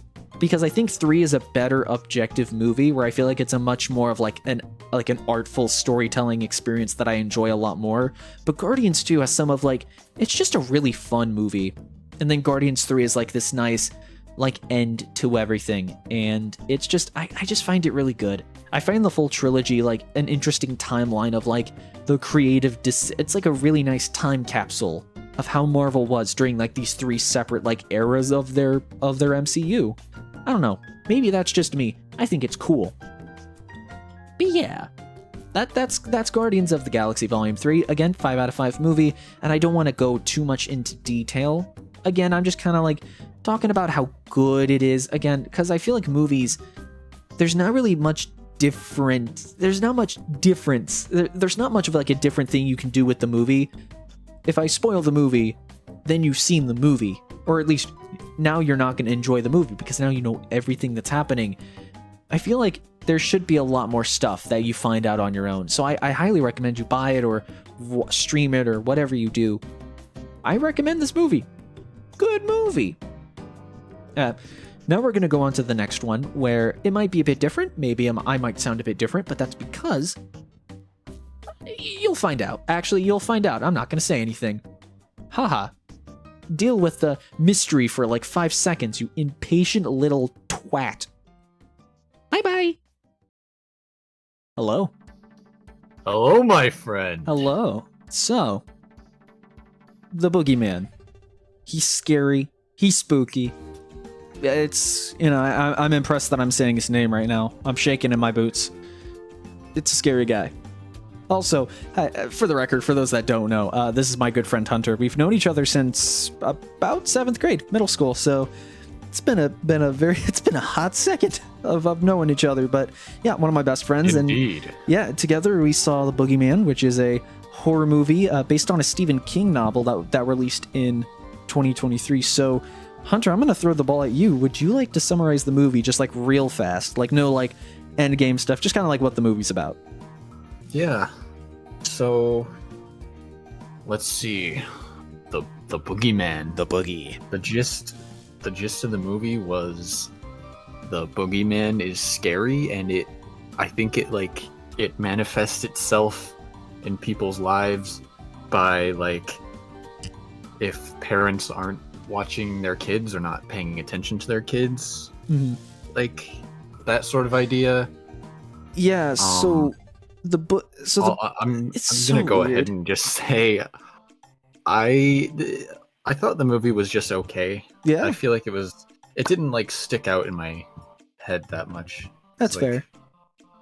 Yeah, and you had a very interesting point that I'd like to kind of discuss because I've been thinking about this point that you've been talking about ever since the movie, but kind of just to get people to understand just a bit more. The Boogeyman, so like Hunter said, it's a scary guy. And the whole idea is that it is a creature that lives in the darkness. Like, it's the only way that it can survive is in the darkness. And that's why I have all my lights on, because I don't want the fucking Boogeyman to come to me, you know? Mm. But apparently the Boogeyman, it's like, it comes to families that are like dealing with trauma or something, or like they're struggling families, and then it'll like kill so essentially like children when they're not watched by parents, it'll like mimic the voice of the parent, and it'll like lure the kid so it can kill them in the dark, essentially. And so the whole plot of this movie is that there is a family. The mother of the family died. It's like, it's not a spoiler. It's just like that's the whole the whole plot of the family is that the mom of the family died, and they're all dealing with the loss. It's like relatively new, and so they're trying to like keep living, and they're still in the process of grieving. There are 2 daughters and a dad, and so they're just trying to live life. And then out of nowhere, this guy comes, and he's like, you gotta help me. The dad's like a psychologist, and it's like a home office or something. So the guy goes and he's like, you gotta help me. The fucking Boogeyman's after me. He doesn't say that, but he's like, yeah, someone like killed my wife and kids. They try to like explain the Boogeyman, and then Boogeyman essentially kills, and then so the Boogeyman like gets transferred over to this new family of like the two girls and their dad. And so now it's just them kind of figuring out, holy shit, this thing is real, and also just kind of like them dealing with it in a way. But yeah, it's just, I mean, yeah, I agree with it being like a I personally would give it a 3 out of 5, because I personally really loved the family dynamic. But I mean, outside of that, it was okay. Yeah, I will say it was really fun to watch. It was an exciting movie, and it's kind of hard for me to pinpoint my thoughts on it exactly, because I'm not that big of a horror movie person. No, I've only just recently gotten more into that. Same. Yeah. There were like now that I'm thinking about it, there were 2 points that I remember when we walked out of the theater. So the older daughter is like teenager, like I'd say junior to senior in high school, somewhere along those lines. And so like there's this weird like side drama where essentially she has a best friend, but the best friend also has other friends, and the other friends are bullies and they're assholes. And the best friend The best friend is portrayed by someone from one of the girls from fucking Bizarre Park. Yeah. The one that's not. What are you gonna say? The other one, you know how one of them went on to become like a pop star? No, okay, like Olivia yes. Rodrigo or something? Yeah, no, I thought you were gonna say the one that isn't hot. I thought that was where you were going. No. Yeah, Olivia Rodrigo. And then there's the other one. The one that is destined to be an actor for like mid movies. Yeah, I mean, so it's like, the thing is, like, it's cool that they try to do it, but like, it is so obvious that they are just doing it because it's in the book, probably, because this is based on a book. It's based on like a Stephen King book, and so from what I can tell, it really feels like they were just like, yes, it's the girl and the friends that are bullies. Again, we don't know how the fucking book goes, so we're basing this I was purely off the movie. Like, I would definitely be more interested in reading the book now, because maybe I enjoy Stephen King. I've read a couple of his books. I love like Pet Sematary. That one's That's a good one. Mm-hmm. Pet Sematary 2 is fucking weird. Oh, the movie is bizarre. Short story. The Boogeyman is based on a short story by Stephen King. Interesting. So maybe there wasn't a lot to go off of. So that probably explains why the Boogeyman parts are good and then the other parts are mid as fuck. But so yeah, the bullying is just like, it kind of like exists, and then like the end of the movie, it just like it's like nothing even happens to them. They're just no longer a part of the story. Like they exist, they create drama, and then they just leave, and then are never spoken about for the rest of the movie. I kind of wish they went into it more, but also it was like so mid that I kind of didn't care. Yeah, I don't know. I thought they really built it up. Like the only main thing that happened with the conflict was the main girl has a friend group, and like two of them are essentially just filler characters with zero purpose whatsoever. And then there's the one that's her best friend, and the one that's like the mean girl. She's archetype. just the bitch. Like, that's just it. That's the whole character. They kind of build it up to a point where like throughout the movie she's kind of like bullied by this mean girl character, and it all culminates into her getting bitch slapped, and that's it. And that's she gets slapped and she runs gets like out. slapped across the face. Like, and it's like it's not that it's like they really like sold it as like, oh, she's gonna get fucking murdered by the Boogeyman. But then like it leads to nothing, and then like the nothing characters go, and then the best friend, I thought the best friend would like do something at the end.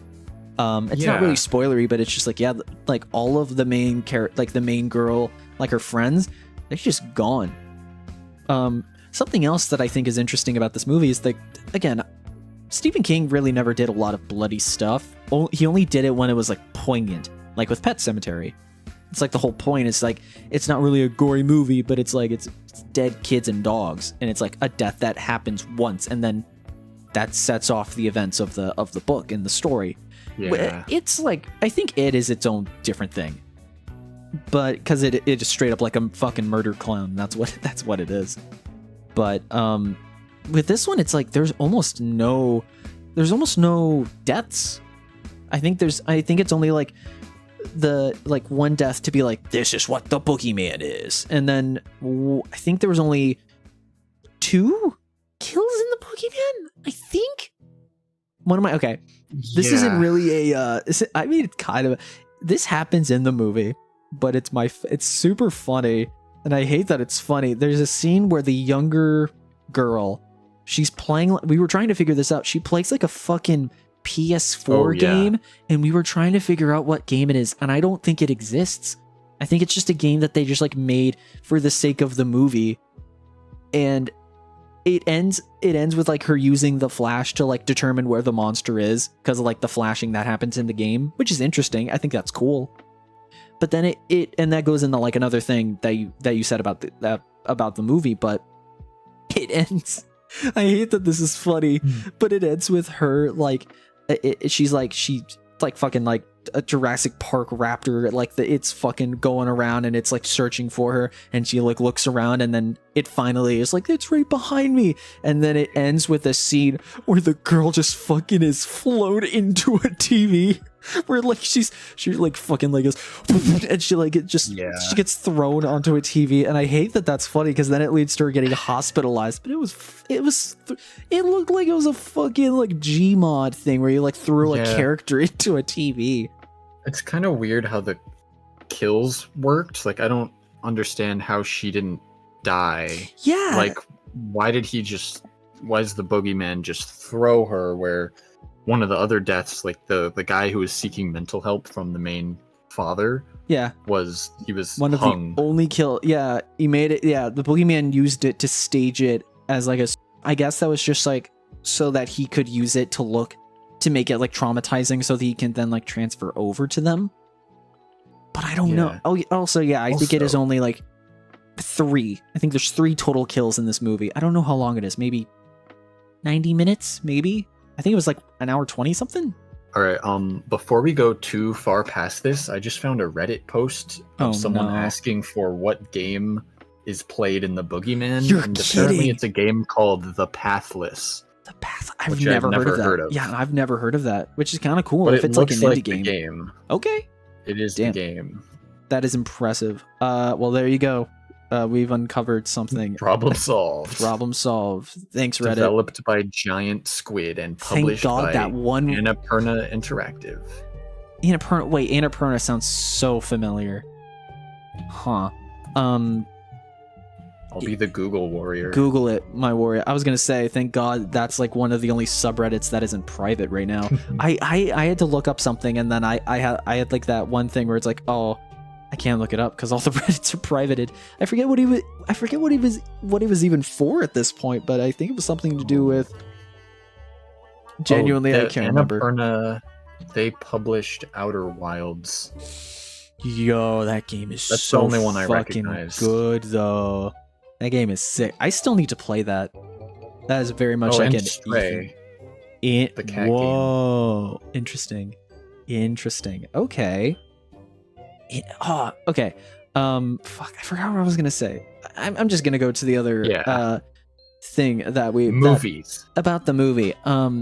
We kind of see what the monster is. It's definitely like an ambiguous, like this is the like it's just supposed to be like a formless creature, kind of like it's just supposed to be scary. Mm-hmm. I think the one time we see it, it just looks like a wrinkly man, like a fucking. It's your typical like rake type horror monster. It's like a golem like skin, like you see the ribs kind of monster, but it's just like long limbs and stuff. It looked I mean, I don't have any strong opinions on it. It didn't look bad, but I couldn't tell you what it looked like though. I did think it was kind of cool. Whenever the monster is like taking hold of a house or like essentially taking over for the family, no, I remember I was talking about the kills, but essentially the monster, when it takes hold of a house, there's like these black roots that kind of take root in the house. That looked kind of cool. I've seen that like a million times in horror movies, but it's still cool. Stranger Things. Oh, that look with like the upside down kind of thing. Yeah. So the kills that happen in the movie, this monster. So the reason it killed that man in that way, I guess, was just like to like transfer over to like take hold of like this new family. Because we find out, just like there are other members of that guy's family that survive, and they essentially are now like the info dump of like how the monster works to the main character. But yeah, like in the beginning, like when he was talking to the therapist, he was like, yeah, this fucking monster like essentially sucked the ass out of one of my kids or something like that. He sucked the life out of him. And that was like the whole thing. And then it never does that in the movie, and we never even get to see like the aftermath of it. And I don't know, man. It looked cool though. I mean, it's fine. It was just like a very like, it's a horror movie, and you watch it, and you don't really feel anything afterwards. I will admit, during like the beginning, there was like some really creative parts where like the light part with the therapy. I'm not going to go too much into that, but I felt like that was a really cool, like creative way of doing the monster and the attack, or like how like the monster works. I thought that was cool. And then with the red flashing, like like the flashing light that the therapist uses. It's in the trailer if you want to look it up. But it's, again, for those that kind of want to go into this movie as blind as possible, if this even remotely interests you, I'd recommend it. It's a fun like movie to just kind of definitely is like it's a mid movie. It's not bad, but it's just like it's passable. Like I would say it's a movie. If you're someone who like isn't that into horror movies, it might be worth seeing on Like the a good basis starting of like, point. It's not that scary. It's not gory at all. Oh no. And yeah, and it's like But- the two kills that actually happen in the movie, like they're not gory in the slightest. And I think even the one where it's like actively killing someone, it's like flashing the lights every now and then, so you like barely even see what's going on anyway. Yeah, dude, Dead Meat James, I don't know what the fuck he would say. I don't think he said anything about this movie, now that I think about it. That's how I get most of my horror movie content, and I don't think he said a damn thing about this. The last thing that I want to talk about, because I found it interesting, since it was based on a novel by Stephen King, do you have the date on when that short story came out? Yeah. 1978. Okay, so especially that. And again, now that I think about it, if it is a short story, maybe the people were just idiots and they didn't even think about this. But I remember when we were leaving the theater, the biggest complaint you had, you were just like, yeah, she had a phone. Why the fuck didn't she use her flashlight? And like, Yeah. and I mean, like, looking back on it, if he really can't, it seems like he can like avoid lights. It seems like he can like knock over lights or he can turn them off. So hypothetically, I guess, you know, why the protagonist never once thought of like, yeah, turning on their phone and flashing it just to even see if it would work. You know, I don't get why that happened, but I guess technically if they did, the creature could just like swipe it or just go around where the flashlight isn't. But it's just like the idea of like flashlights, just like a flashlight in general, the fact that that wasn't even like considered. Like they just used like Christmas lights and candles. And it's like flashlights existed, even if they are trying to be like, here's the thing, even if they were trying to be like, you know, like to the novel, you would think they would even like attempt to make it even remotely like they use like audio recorders, and she even like uses a literal phone. Like it's weird. Because like they, yeah, at the very least, even like consider it. Even if you're trying to be faithful to a novel, it's just Yeah.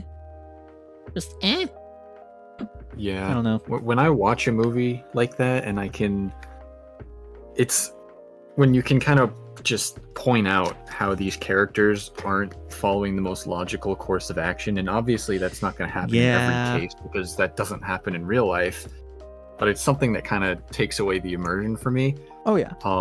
Another thing that was kind of like that is they kind of somehow, I guess they just knew that the creature wouldn't go outside, but like they would go outside and assume they're safe even though they're still in the dark. Like I didn't fully understand the logic of I never if it thought would that too. infest homes or if it was I like guess based that's on just the point. individuals. Yeah, it would. I mean, I guess if it did like, you know, roam the night, then I guess humanity would just be fucking dead at this point. I've got no clue.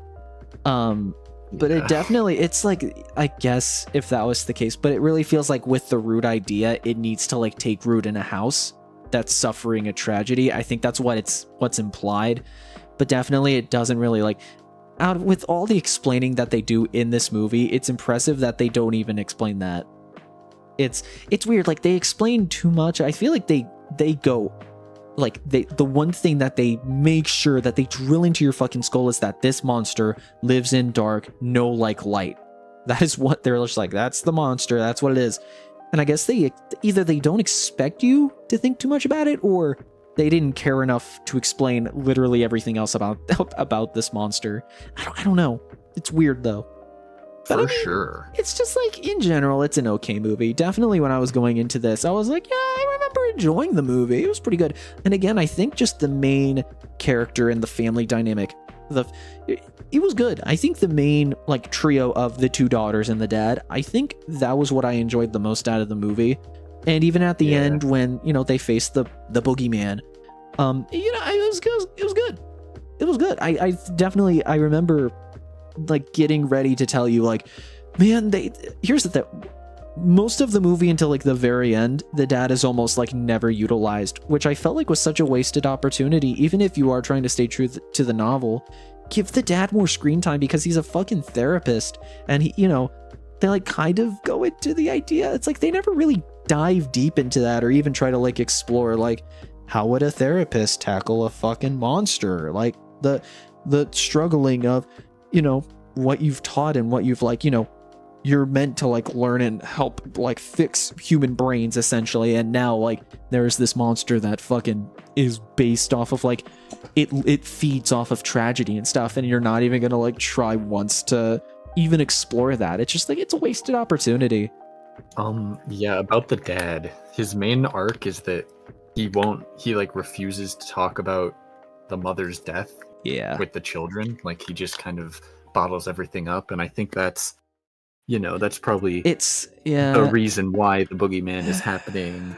I guess it's very, I thought it was very surface level. It is, because it really was just the very easy takeaway of, oh look, the therapist, it's a therapist, but he doesn't talk about his feelings. And then they don't, I just wish they did more with it, man, because I thought the idea of a therapist in a horror movie would be very interesting. Maybe that's just me, but I think that's just such a cool idea that I wish they just did more of. I wish they did more with it, because it really is 50, I'd say it's 50% the teen girl, 30 to 40% the younger girl, and then 10% the dad, maybe 20%.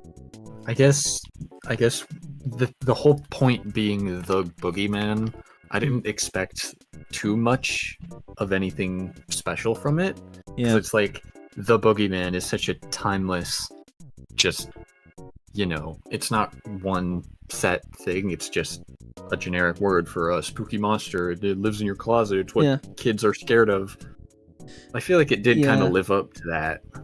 Yeah, I mean, even the very premise of the monster is very basic. So it's overall it's just a very basic horror movie, but I feel and it's what I said about Vampire Survivors when I was talking about that, where it's it's very, if you're really looking for something really in depth, kind of not. I mean, Vampire Survivors is it's an amazing game, but it's kind of it's very basic in design. So if you want something a lot more in depth, or a little more what's the fucking word I'm trying to think of? A little more complex. That's the word. If you want something a little more complex, I would recommend first trying this out and then seeing if that's something you want to then do a deep dive into a more complex kind of thing. Because overall, I think I still enjoyed the movie. It's just that it's not anything to write home about, not in a long shot. Yeah. I think we should. I would definitely be down to watch more movies. I agree. Do more episodes like this, because I think there are better fit movies for this kind of discussion. We've been talking about the Boogeyman for 25 minutes, so I think anything will work, as long as it leaves I feel like we're just dunking on it too much, but it's not we hate it. By no means do I think it's a bad movie. It's just, it's fine. Yeah, no, it's fine. It's, but yeah, no, hell, I was wanting to do this originally with Renfield when I talked about it on the first episode, because I was yeah, Hunter, if you're listening, we need to do this next time. And for those who don't know, because I'm fucking calling you out live, Hunter consistently has been wanting to do anything remotely similar to podcasts for literal months. We originally actually, when you used to run a YouTube channel. I've talked about Spiggle, our group channel that we kind of do every once in a blue moon, but that was originally based off of a very old meme channel that you ran with a bunch of your old friends called Spiffle. And I remember at the time when I was starting off on YouTube, and I was actually starting off on podcasting for the first time, I was going to help produce a Spiffle podcast. Is it Spiffle? Yeah. Sorry, I'm so used to Spiggle now that Spiffle has just been erased from my memory. But yeah, I remember we tried to do a Spiffle podcast, and really all I remember is that you were the only one that was actually, of our friend group, that was actually even putting some amount of effort into trying to make this a listenable experience. So it was very fun being able to talk to you, of course. And so yeah, no, definitely, if we watch another movie, you're more than welcome, and probably people that are listening to this. Dude, you'd be impressed. The videos, I'm getting requests now, almost every time I do a bonus stream, they're are you doing it with friends? And I'm I guess I can. So, you and all the others are I guess it's just nice. It's nice to include my friends into the stuff I do, because it's, it's cool. Because yeah, I never really get to talk you know, when we hang out, I normally never get to talk about this, but then when you're on my field, I get to talk about whatever the fuck I want, so it's great.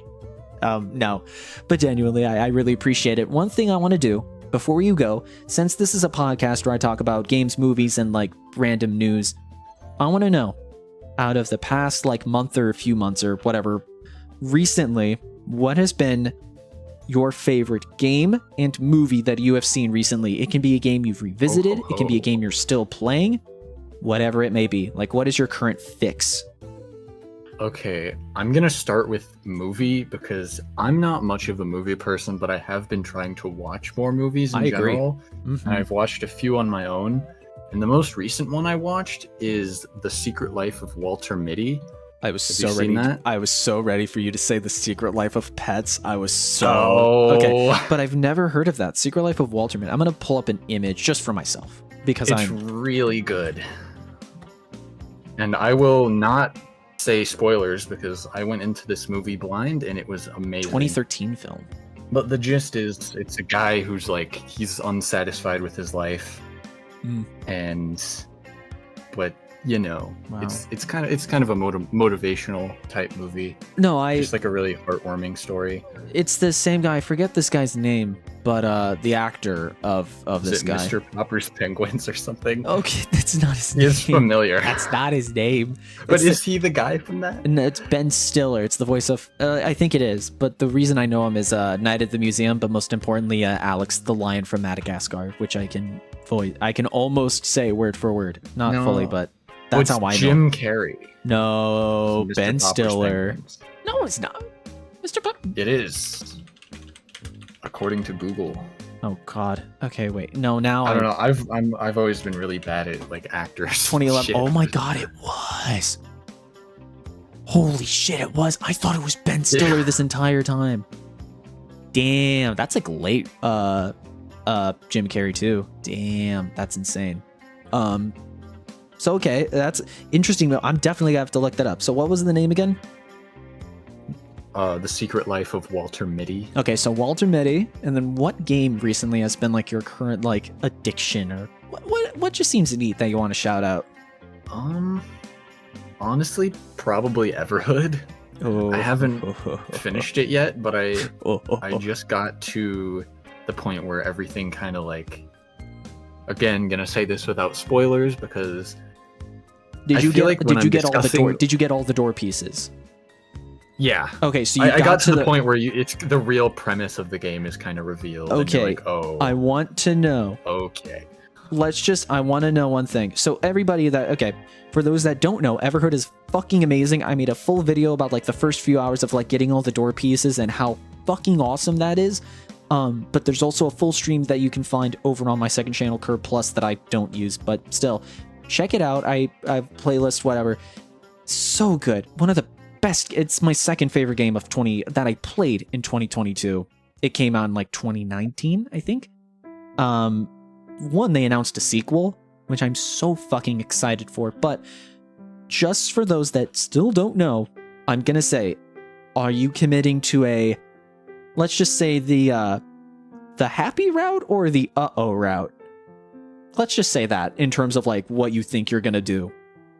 I don't know yet because honestly, I can't figure out what the different routes are. Okay, so essentially, And that's the jewels are a different route. You don't worry about the jewels. That's New Game Plus. If you really want to worry about that, that's like a unique ending, very difficult to get, or difficult in a sense.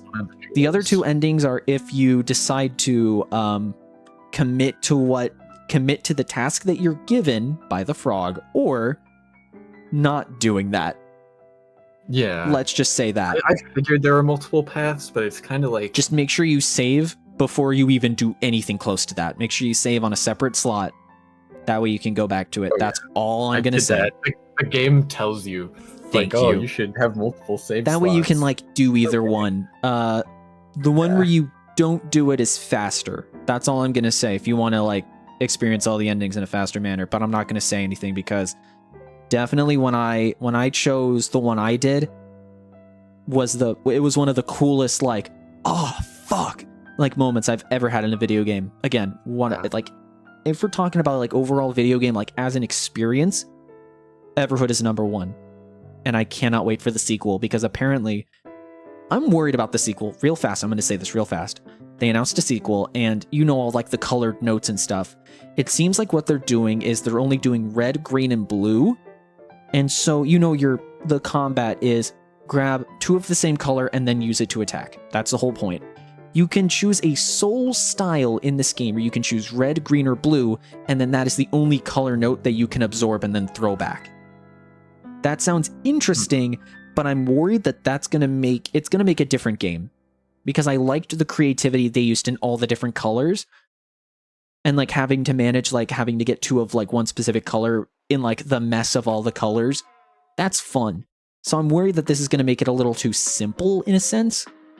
But I mean, I won't know until the game comes out, which I'm going to buy regardless, but still very interested. I've held you on way longer than I originally thought. So thank you so much, Hunter. I really appreciate you taking the time out of your day to talk to me. But yeah, fucking Boogeyman was so like, it's a fine movie, but it was so forgettable. We talked about literally anything else.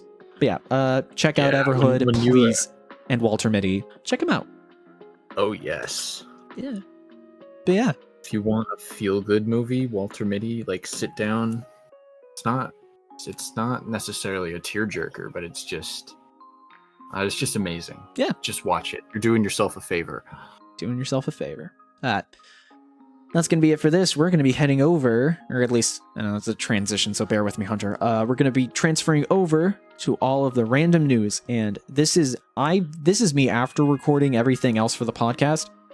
Get ready for like 30 minutes of just pure raw anger. I'm talking about the Blizzard drama and the Persona 3 stuff. Oh my god, it is.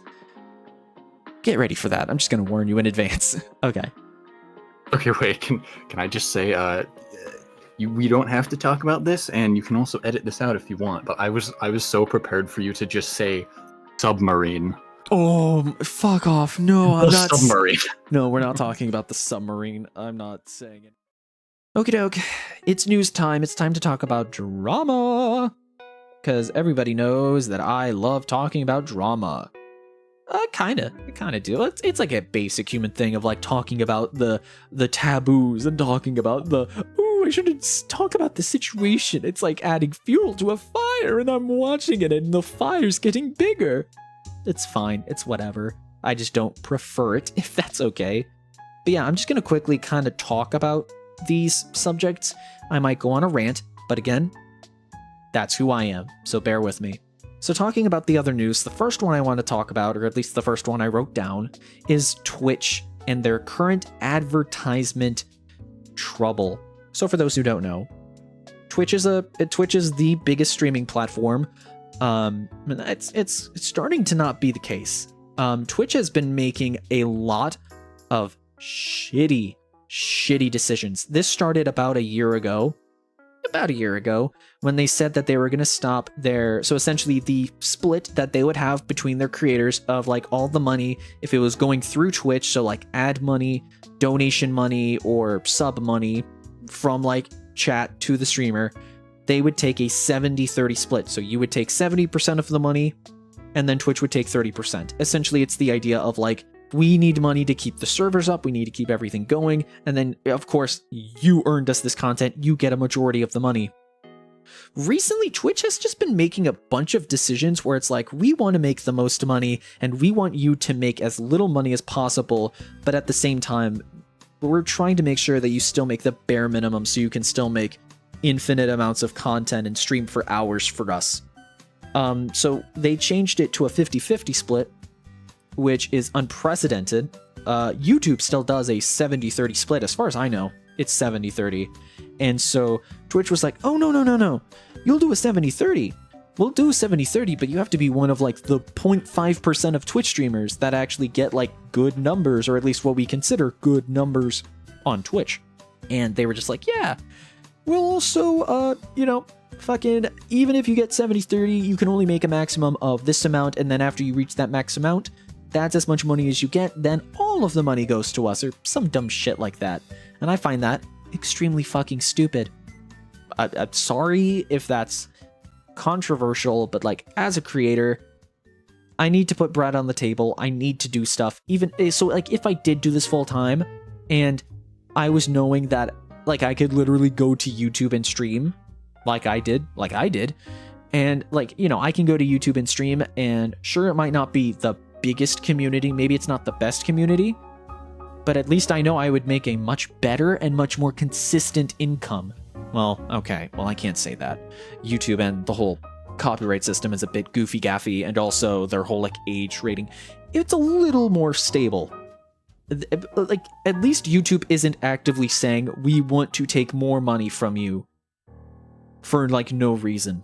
I find it dumb. Recently, they had yet another drama recently where essentially they made a bunch of rules about advertisements. So essentially they were like, hey, we know a lot of streamers are advertising products on stream. That's fine. Get that bag, gamer, but we have some restrictions on how you can do it. One of the big ones, or one that was like fucking absurd, and I'll talk about the other ones later, but one that's like fucking stupid is you can't have like a banner advertising a product that takes up more than 3% of the screen. What the fuck does that mean? Like, what the fuck does that even mean? 3% of the screen. What the hell? What the hell, gamers? What the fuck? I don't know. Is that not weird? Like, thinking about it, like, and some people, like, as they figured out, like, how big that was, and they, like, gave, like, visual descriptions of that, and it's just fucking weird. Like, what? Huh? I just find it bizarre, you know? Don't get it one bit. And so after that, they were like, okay, not only that, we're also going to make sure that you cannot do baked-in video or baked-in audio advertisements in your streams. For those who don't understand what that is, if you've watched my videos ever since Spyro episode 6 or 7, every like 10 minutes or so in a video, or every level like I did with Spyro, I do a thing where I will fade to black and I will do like a goofy little skit, or I'll do a goofy little advertisement, I'll do something in between a video. Imagine if I did that during a live stream where I was like, okay guys, 1 second while we have a word from our sponsor, I fade to black, and then I essentially play a video or an audio that essentially is just an advertisement. So an actual advertisement, of course. And Twitch is like, no, none of that. Don't do it.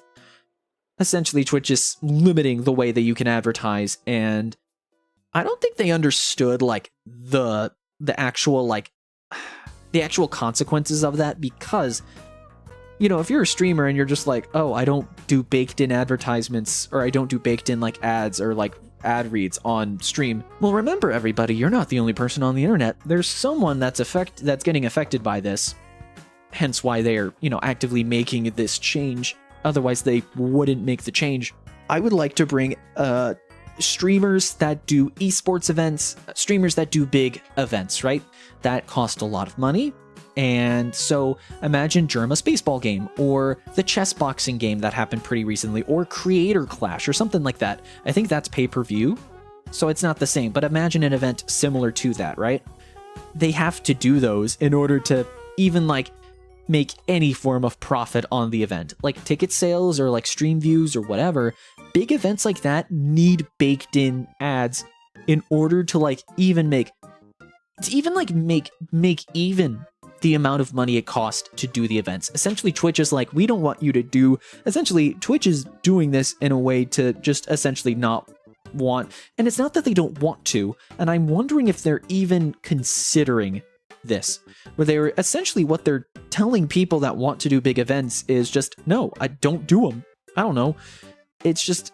It's bizarre, because you're limiting ways to fund people. You're limiting the way that people are able to fund big projects, and as a creative person, I find that very fucking stupid. Maybe that's just me, maybe that's a hot take, but people shouldn't be limited in how they create. You know, gamers? But I just find it fucking stupid, and I think after the backlash, on Twitter, they were like, hey guys, our community thing caused a lot of backlash, and we're really sorry. And in my mind, I'm just like, well, you're not.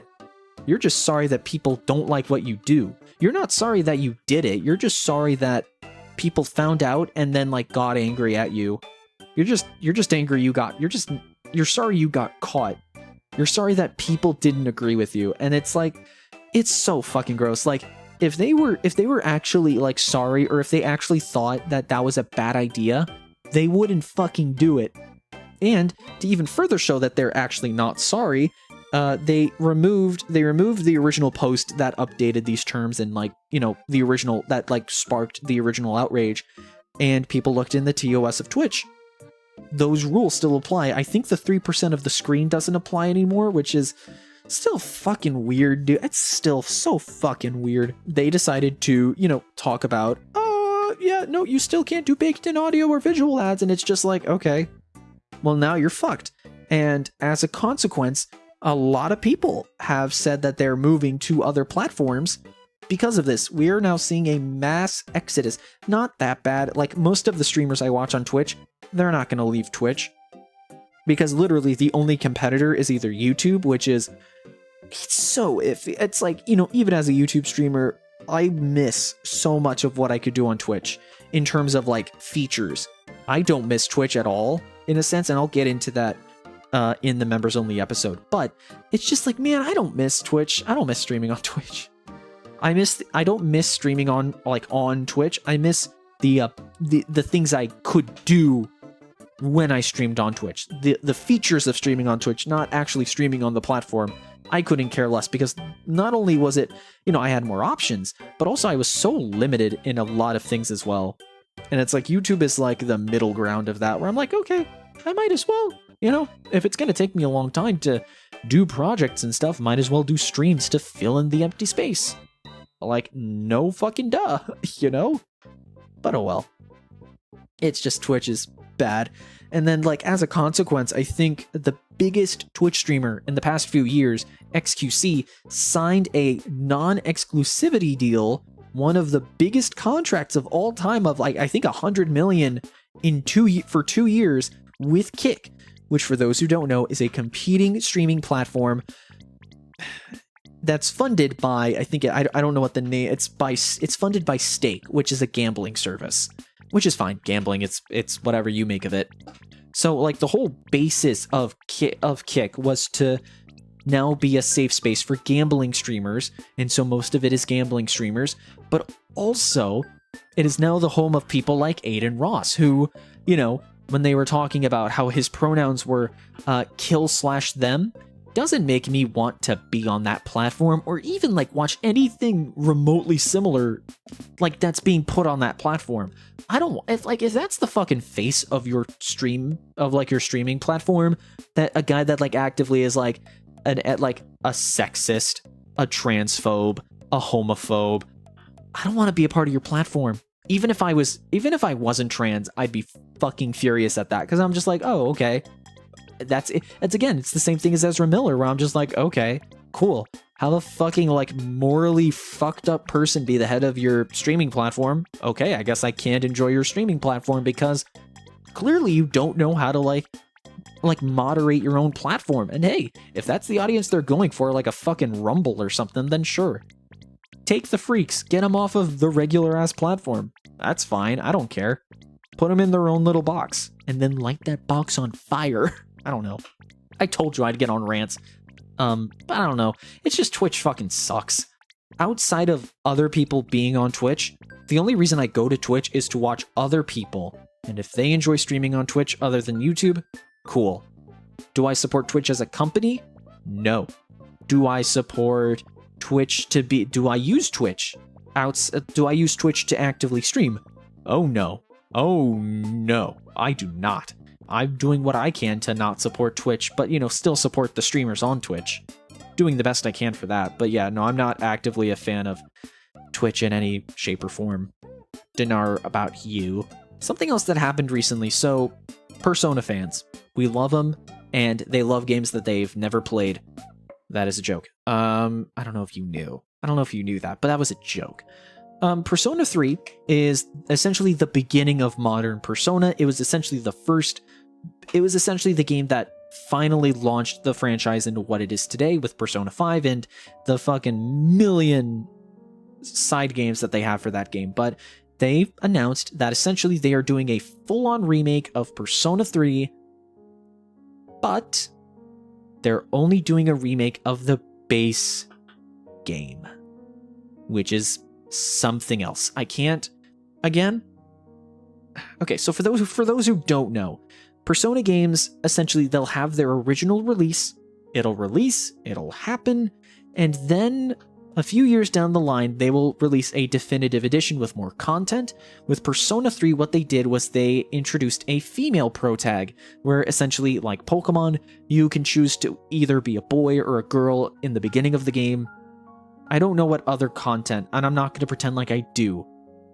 But just the simple fact that they actively were like, yeah, no, we're just doing the base game of Persona 3. We're not adding any of the other content. That just makes me feel like, okay, so you want to make a half-assed remaster. Is it going to look cool? Yeah. But is it going to be the definitive way to play this game? No. And you know what's the worst part about this? This makes me highly suspicious that they're going to remake this game, make it like $60-$70, and then they're going to be like, oh, also, now we're going to release all the bonus content that we told you we weren't going to do, but we're going to actually sell it as DLC. So now you're paying even more for a definitive version of a game, and it just makes me feel like, man, I wish I could enjoy this, but it's not going to feel as fun if, like, the fucking Switch port of a fucking 13-year-old game is the definitive way to play the game instead of the really pretty, like, remade game. And I want to play Persona 3, like, one of these days. It's just like, it's so fucking stupid that they're just like, yeah, we're not going to make the definitive version of a game. We're just going to make it one that looks prettier.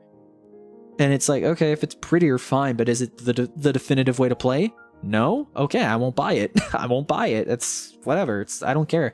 Because especially if they're gonna make all the extra content a fucking season pass DLC bullshit, I don't want it. I don't want it. No. No, thank you. No, I'm good. I'm fine. Thanks. But yeah, no, it's if you enjoy Persona 3 and you want to play this, I'm not gonna fucking stop you. I just find it ridiculous. You know, if it's not the definitive version of a game, I'm not gonna buy it, you know? Especially if the game's that fucking old. You don't really have an excuse. Like, why are you remaking just the base 13-year-old game? Why not make, if it's a 13-year-old game and it had stuff that improved the game, why are you making the inferior version of the game? Why are you remaking the inferior version? I don't get it. You're just actively making a worse game. It makes no fucking sense. I don't get it. I don't get it. And going also into another fucking rage train, Overwatch. I talked about it. I talked about the Overwatch drama when it essentially said that they were going to cancel the PvE, like main PvE mode that they were originally announcing for Overwatch 2. You know, the whole reason you thought Overwatch 2 would even exist. They're like, yeah, we're not going to do it, but we're going to do story events. So essentially, we're kind of getting it. We're just getting a more basic version. And you know what? Fine. If you realize that it was just too much to handle for the team, if it was too much stress, fine. I hope that I'm able to play these events, and I hope that they're fun. Heck, you know what? I hope that I'll be able to play these again in the future, because I'm definitely going to play them more. If they're fun, I hope to play them again in the future, and that they're not, like, locked behind a paywall or something. I said this, like, literally 24 hours before the news originally dropped, that Overwatch will charge about $15 for you to access old campaign modes. Now, I will admit, when I was first pissed off about this game, I forgot that Overwatch 2 is free to play. I will admit that. Overwatch 2 is free to play. Gaining access to essentially not the main mode of the game, that's, you know, understandable for missions. And then I remembered again, even if it is paid free to play, you know, even if it is, and, you know, they're trying to, like, you know, make a way to monetize Blizzard. Not, you know, they're making so much fucking money from the skins and from the battle pass, because you can't organically, through playing, earn the battle pass. You have to buy each separate battle pass. Like Fortnite, essentially, if you play enough Fortnite, you earn the next battle pass through V-Bucks. You can't do that in Overwatch. Each battle pass just costs money. And even if it is the premium currency, you don't earn the premium currency. You earn the shitty legacy currency. So you can't even earn. And also, just playing, you earn 60 cents worth of premium currency a week. I think someone did a thing where it takes like literal like hundreds of years or like tens of years or like 100 years or something for you to like earn organically without paying a single cent, actually earning enough premium currency through the weekly free currency to even get everything that's currently available in Overwatch 2. And then I remember, so yeah, they're making a fucking killing off of battle passes that you have to buy no matter what. And also, you're paying up for like, kid wants a skin? They'll buy the skin now. Because skins cost $20 fucking dollars. One skin in Overwatch 2 costs $20 fucking dollars. And you know, this money is going towards a company that is known for sexual harassment, denial of sexual harassment, toxic workplace, and like all they've done to acknowledge it is just be like, hey guys, we're sorry. We're sorry that we did that. That's a bad thing. I can't even believe we did that. That's kind of fucked up. Like, I can't believe someone would do that and not us. We won't take full responsibility. It's just fucking dumb. I don't know. And so it's like $15, not to mention, we know what these like campaign modes are going to be. They're going to be a cutscene, which is fine. You know, cutscene, more lore. That's the whole point of why we wanted the PvE mode in the game. And then it's going to be like a maybe, max like maybe 10, 20 minute campaign. And then that's it. And then, yeah, you can play it again. But that's the thing. You play it again for like another 10, 20 minutes.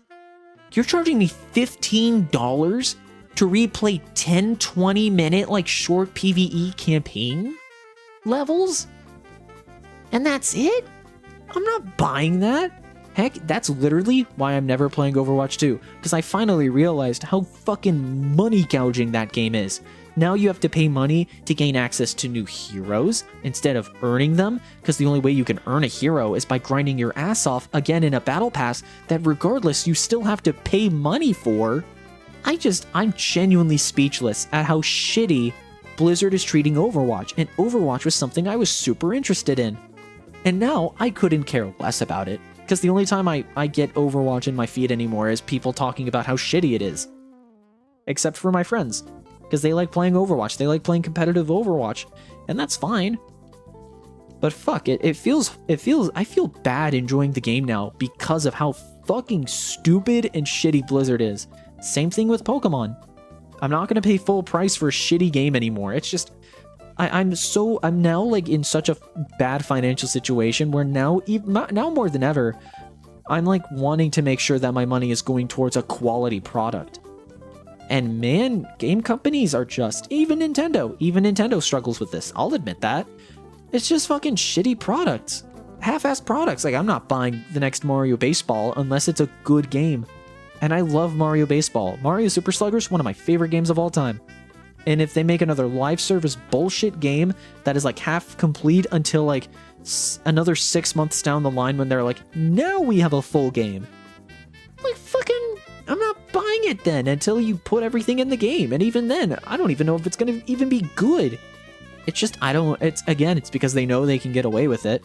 So I'm going to now actively put my money where my mouth is.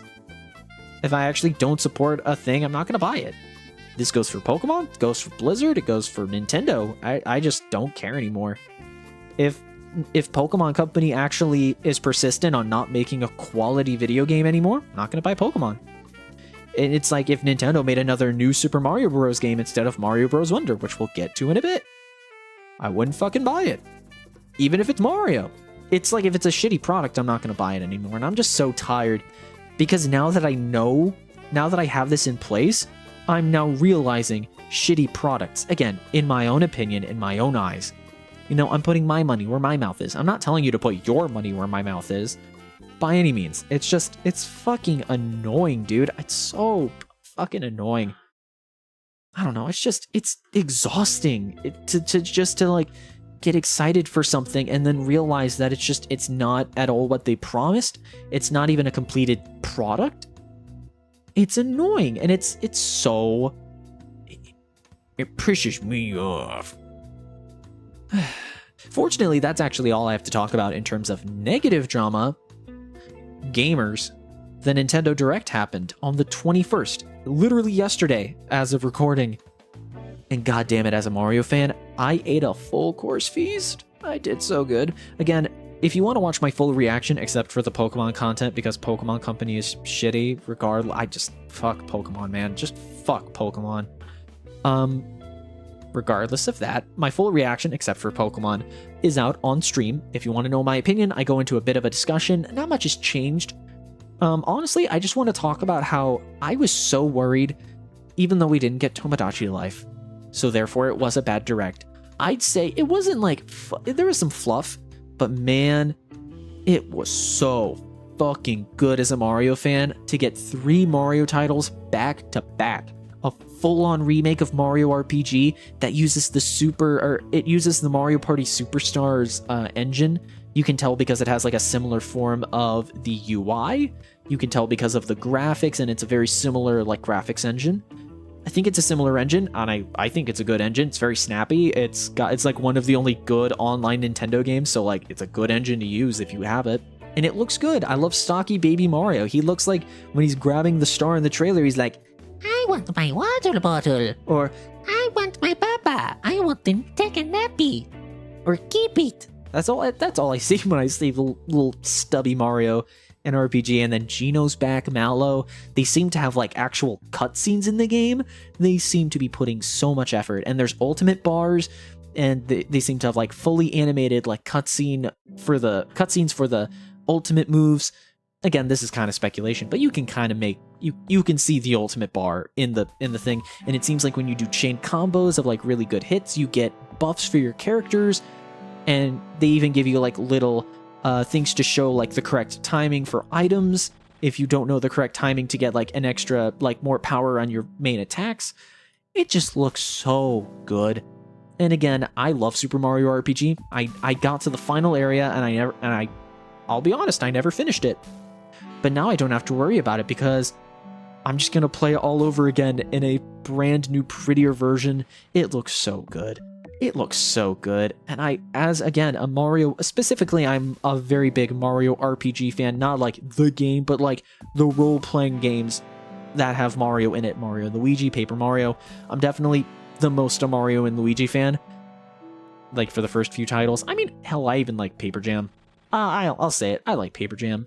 As a Mario RPG fan, I was just so happy. And I'm buying it. That's a day one purchase. And then after that, they announced with like very vague footage that, probably wasn't finished. This was like a Metroid Prime 4 thing where they announced a Peach game. And I'm very concerned because like it showed us nothing. It showed us that it existed and that you play as Peach and you do things. It didn't really show anything. But it's cool. It's cool that we're getting a new Princess Peach game since Super Princess Peach. Hopefully it's less sexist. That's all I care about. Fucking vibrators and only women have emotions. I don't know. It's weird. It's weird. It's still a decent game, but it's just very it's icky. It's icky if you actually look into the whole idea of it. It's weird. Metal Gear Solid, we get to play that. I'm trying to think outside of Mario. Oh, Luigi's Mansion Dark Moon. As a Luigi's Mansion fan, let's fucking go. Now we just need the original Luigi's Mansion, and we have the full trilogy on the Switch. Oh, I hope they don't port the 3DS version. I hope they port the GameCube version. Please port the up-res GameCube version of Luigi's Mansion. Please. I don't care if it doesn't have Luigi. I just want Luigi's Mansion on the Switch. And you know they're not going to make a GameCube NSO because they've just been re-uploading. Oh yeah, more GameCube stuff. Pikmin 1 and 2. $50 game. But granted, those Pikmin games, I might buy Pikmin 1. I might, just so that I get used to the GameCube controls. Because Pikmin 4 looks really good. I think I'm now very much interested in Pikmin 4. I wasn't originally, but now that we know more about the game and how you can upgrade Ochi, the little dog, and the night mechanic having glow Pikmin, and it seems to be its own mode, like a tower defense kind of thing, it looks cool. Or tower defense. It looks really cool, and you get to go like inside houses. It looks very pretty. I'm very interested in Pikmin 4 and also the character creator, which I 100% called, by the way. I don't know if I called it like like on a stream or something, but I 100% called that your character was like a customizable character because it didn't look interesting. Maybe that's rude, but it's like it looked like a player, like a custom-made character. Not that the character looked bad, but it was just like it seemed like a character that didn't speak. It seemed like a character that didn't really have any relevance to the story. It felt like it was supposed to be a self-insert kind of thing, which is fine. You know, games do that. It's cool. I was just like, yeah, no, that's totally it. I'm just happy I called it. I'm a fucking psychic. WarioWare. We're getting WarioWare Smooth Moves 2 with WarioWare Move It. And that's when I noticed that either Charles Martinet is like doing different voices for the Mario characters, or they are getting someone else. And there's a current Twitter debate going on right now if Charles, and it's hard to say because Charles Martinet is on vacation right now. At least I think he is. At the very least, he hasn't addressed anything. But we might be in the age where Mario and Wario either are getting new voices from Charles or new voice actors, which is insane to think. Insane to think. But oh well, it's fine. It's Mario. As long as it's like we're gonna have to deal with that eventually. Might as well be now. I don't know. I've had my closure. I've had my grief if it is the case. Not only that, Princess Peach, Luigi's Mansion, brand new 2D Mario that actually looks unique. It looks like a unique video game than New Super Mario Bros. And here's the thing. I love the New Super Mario Bros. Games. I like them. I think they're fun. I understand that they're boring as fuck, but they're fun to play. They're just a fun, like, junk food game. I will accept, I just like the movement. I like the movement in the game. That is literally, I just think the gameplay is good. That's why I like it. So sue me. But yeah, it's good. I like it. It's fine. It's this game, especially as someone who, especially as someone who, regardless of how honestly mediocre the New Super Mario Bros. Games are, I was super ecstatic because yeah, it's a 2D Mario game, which I love regardless, and it looks really interesting. And it's like I wasn't even paying attention to like the weird, like the elephant and the weed flower or whatever, like the trippy flower. It just looked like a really tight controlling game. It looked like a game that was like a super fun platformer. It seemed like the controls might be super snappy. That's all I want. Just a really super snappy 2D platformer with like a unique art style. And the fucking no one's talking about this. The music in Super Mario Bros. Wonder is so fucking good. Acapella soundtrack, and and even the non-acapella, like the ba ba ba ba ba ba ba ba ba ba, fuck yeah. It sounded so good. So good. And then, even the non-one, like at the end where it's like, bump, bump, bump, bump, bump, bump, bump, bump, bump, bump. That one sounded so good. As a Mario fan, and especially as a Mario music fan, you know, I said this a million times, if it's an orchestrated soundtrack or if it's a big band, you automatically get a pass. But this one is so good, even if it isn't. I love the Mario soundtrack, the new Super Mario soundtrack. I love the bop, like the bop bop. I love that. I actually like that in the Mario soundtracks. I actually think they're cool. Even then, like, man, as someone who like loves Mario to the point that they even enjoy the 2D games, I was over the moon at a new Mario game. You get to play as Daisy, and it seems like you can play as Yoshi. Here's the thing, Yoshi's on the box art, so probably you can play as Yoshi. If Yoshi's in the box art, maybe. Chances are Yoshi's just a writable, and then there's like a trippy effect where you turn into a Yoshi and you just play as a Yoshi for like a segment of the game. We don't know. Again, we don't know. But I'm gonna guess it's a Wonder Flower kind of thing. I'm gonna guess. That's my guess. If I'm wrong, I'm happy to be wrong that you can just play as Yoshi for the whole game. I'm gonna play as Daisy. Honestly, I don't know who I'm gonna play as because I like playing as Mario in this game, and also, if he has a new voice, I want to hear the new voice, you know? But I like Mario. I'm a graham cracker of a person. I've said this a million times. But Daisy, I love Daisy, and it's Daisy's first time in a Mario game, so I'm gonna play as Daisy, but everybody's gonna play Daisy, so I don't know. Definitely that's gonna be the hard-hitting question for me for the next few months until Mario comes out. And the big thing is, like, we had no fucking clue. The last thing I want to say before I end this episode is that, man, we didn't know the Switch was gonna have anything for the rest of the year. We thought it'd have nothing, and now we have, like, a fuck ton of games. Because, like, as far as we knew, it was Pikmin and everybody wanted to Switch. And literally, we finally got even, like, one trailer of footage. And it wasn't even, like, a actual trailer. It was a fucking media event for a game that no one even knew what the fuck it was. Which is, like, so bizarre. But also, I'm probably streaming 1-2 Switch, because that actually seems really funny with the latency. But yeah, I think it'll be interesting. And it's just like, we knew those two games. Pikmin, and it's like, Pikmin, I'm not saying it's bad, but it's not like one of the big Switch sellers, you know? But now we actually have the holiday title of Mario RPG Remake, which is like, it's gonna be like such a fucking lightning in a bottle. Like, Mario RPG has a die-hard fan base. Die-hard. I'm one of them. I should know. So that's going to sell a lot of Switches for people that might not, or that's going to be a big seller. At the very least, it's going to be a very niche, and it's going to be such a passionate, like, it is going to be a game like Miitopia where not a lot of people are going to play it, but those that play it are going to fucking love it. At least I hope it is, because I want it to be good. I really do. And then the new 2D Mario game, that's a 2D Mario game. It's got a lot of hype around it. It looks really good. It doesn't feel like Mario Wii U or Mario Wii, where it's just Mario game, but it's for the Wii. This feels like it is a Mario game, and it's not meant for the Switch. It's just meant to be a good, new Mario game, and I'm very excited. Mario Bros. Wonder, Mario RPG, and then I'm totally getting the Luigi's Mansion 3, or Luigi's Mansion Dark Moon remaster, and I'm totally playing it on stream for Halloween. Are you kidding me? If it does come out for Halloween. But yeah, no, just like some, you know, looking back and like, you know, considering what I talked about like minutes before, where it's like, man, I'm so tired of like half-assed products and like half-assed things. It was so refreshing to see Nintendo with Mario make something that feels like it's actually given love and care. And that's like one of the best parts about being a Nintendo fan is like every now and then they'll do some shitty stuff. Nintendo will do some shitty stuff, but man,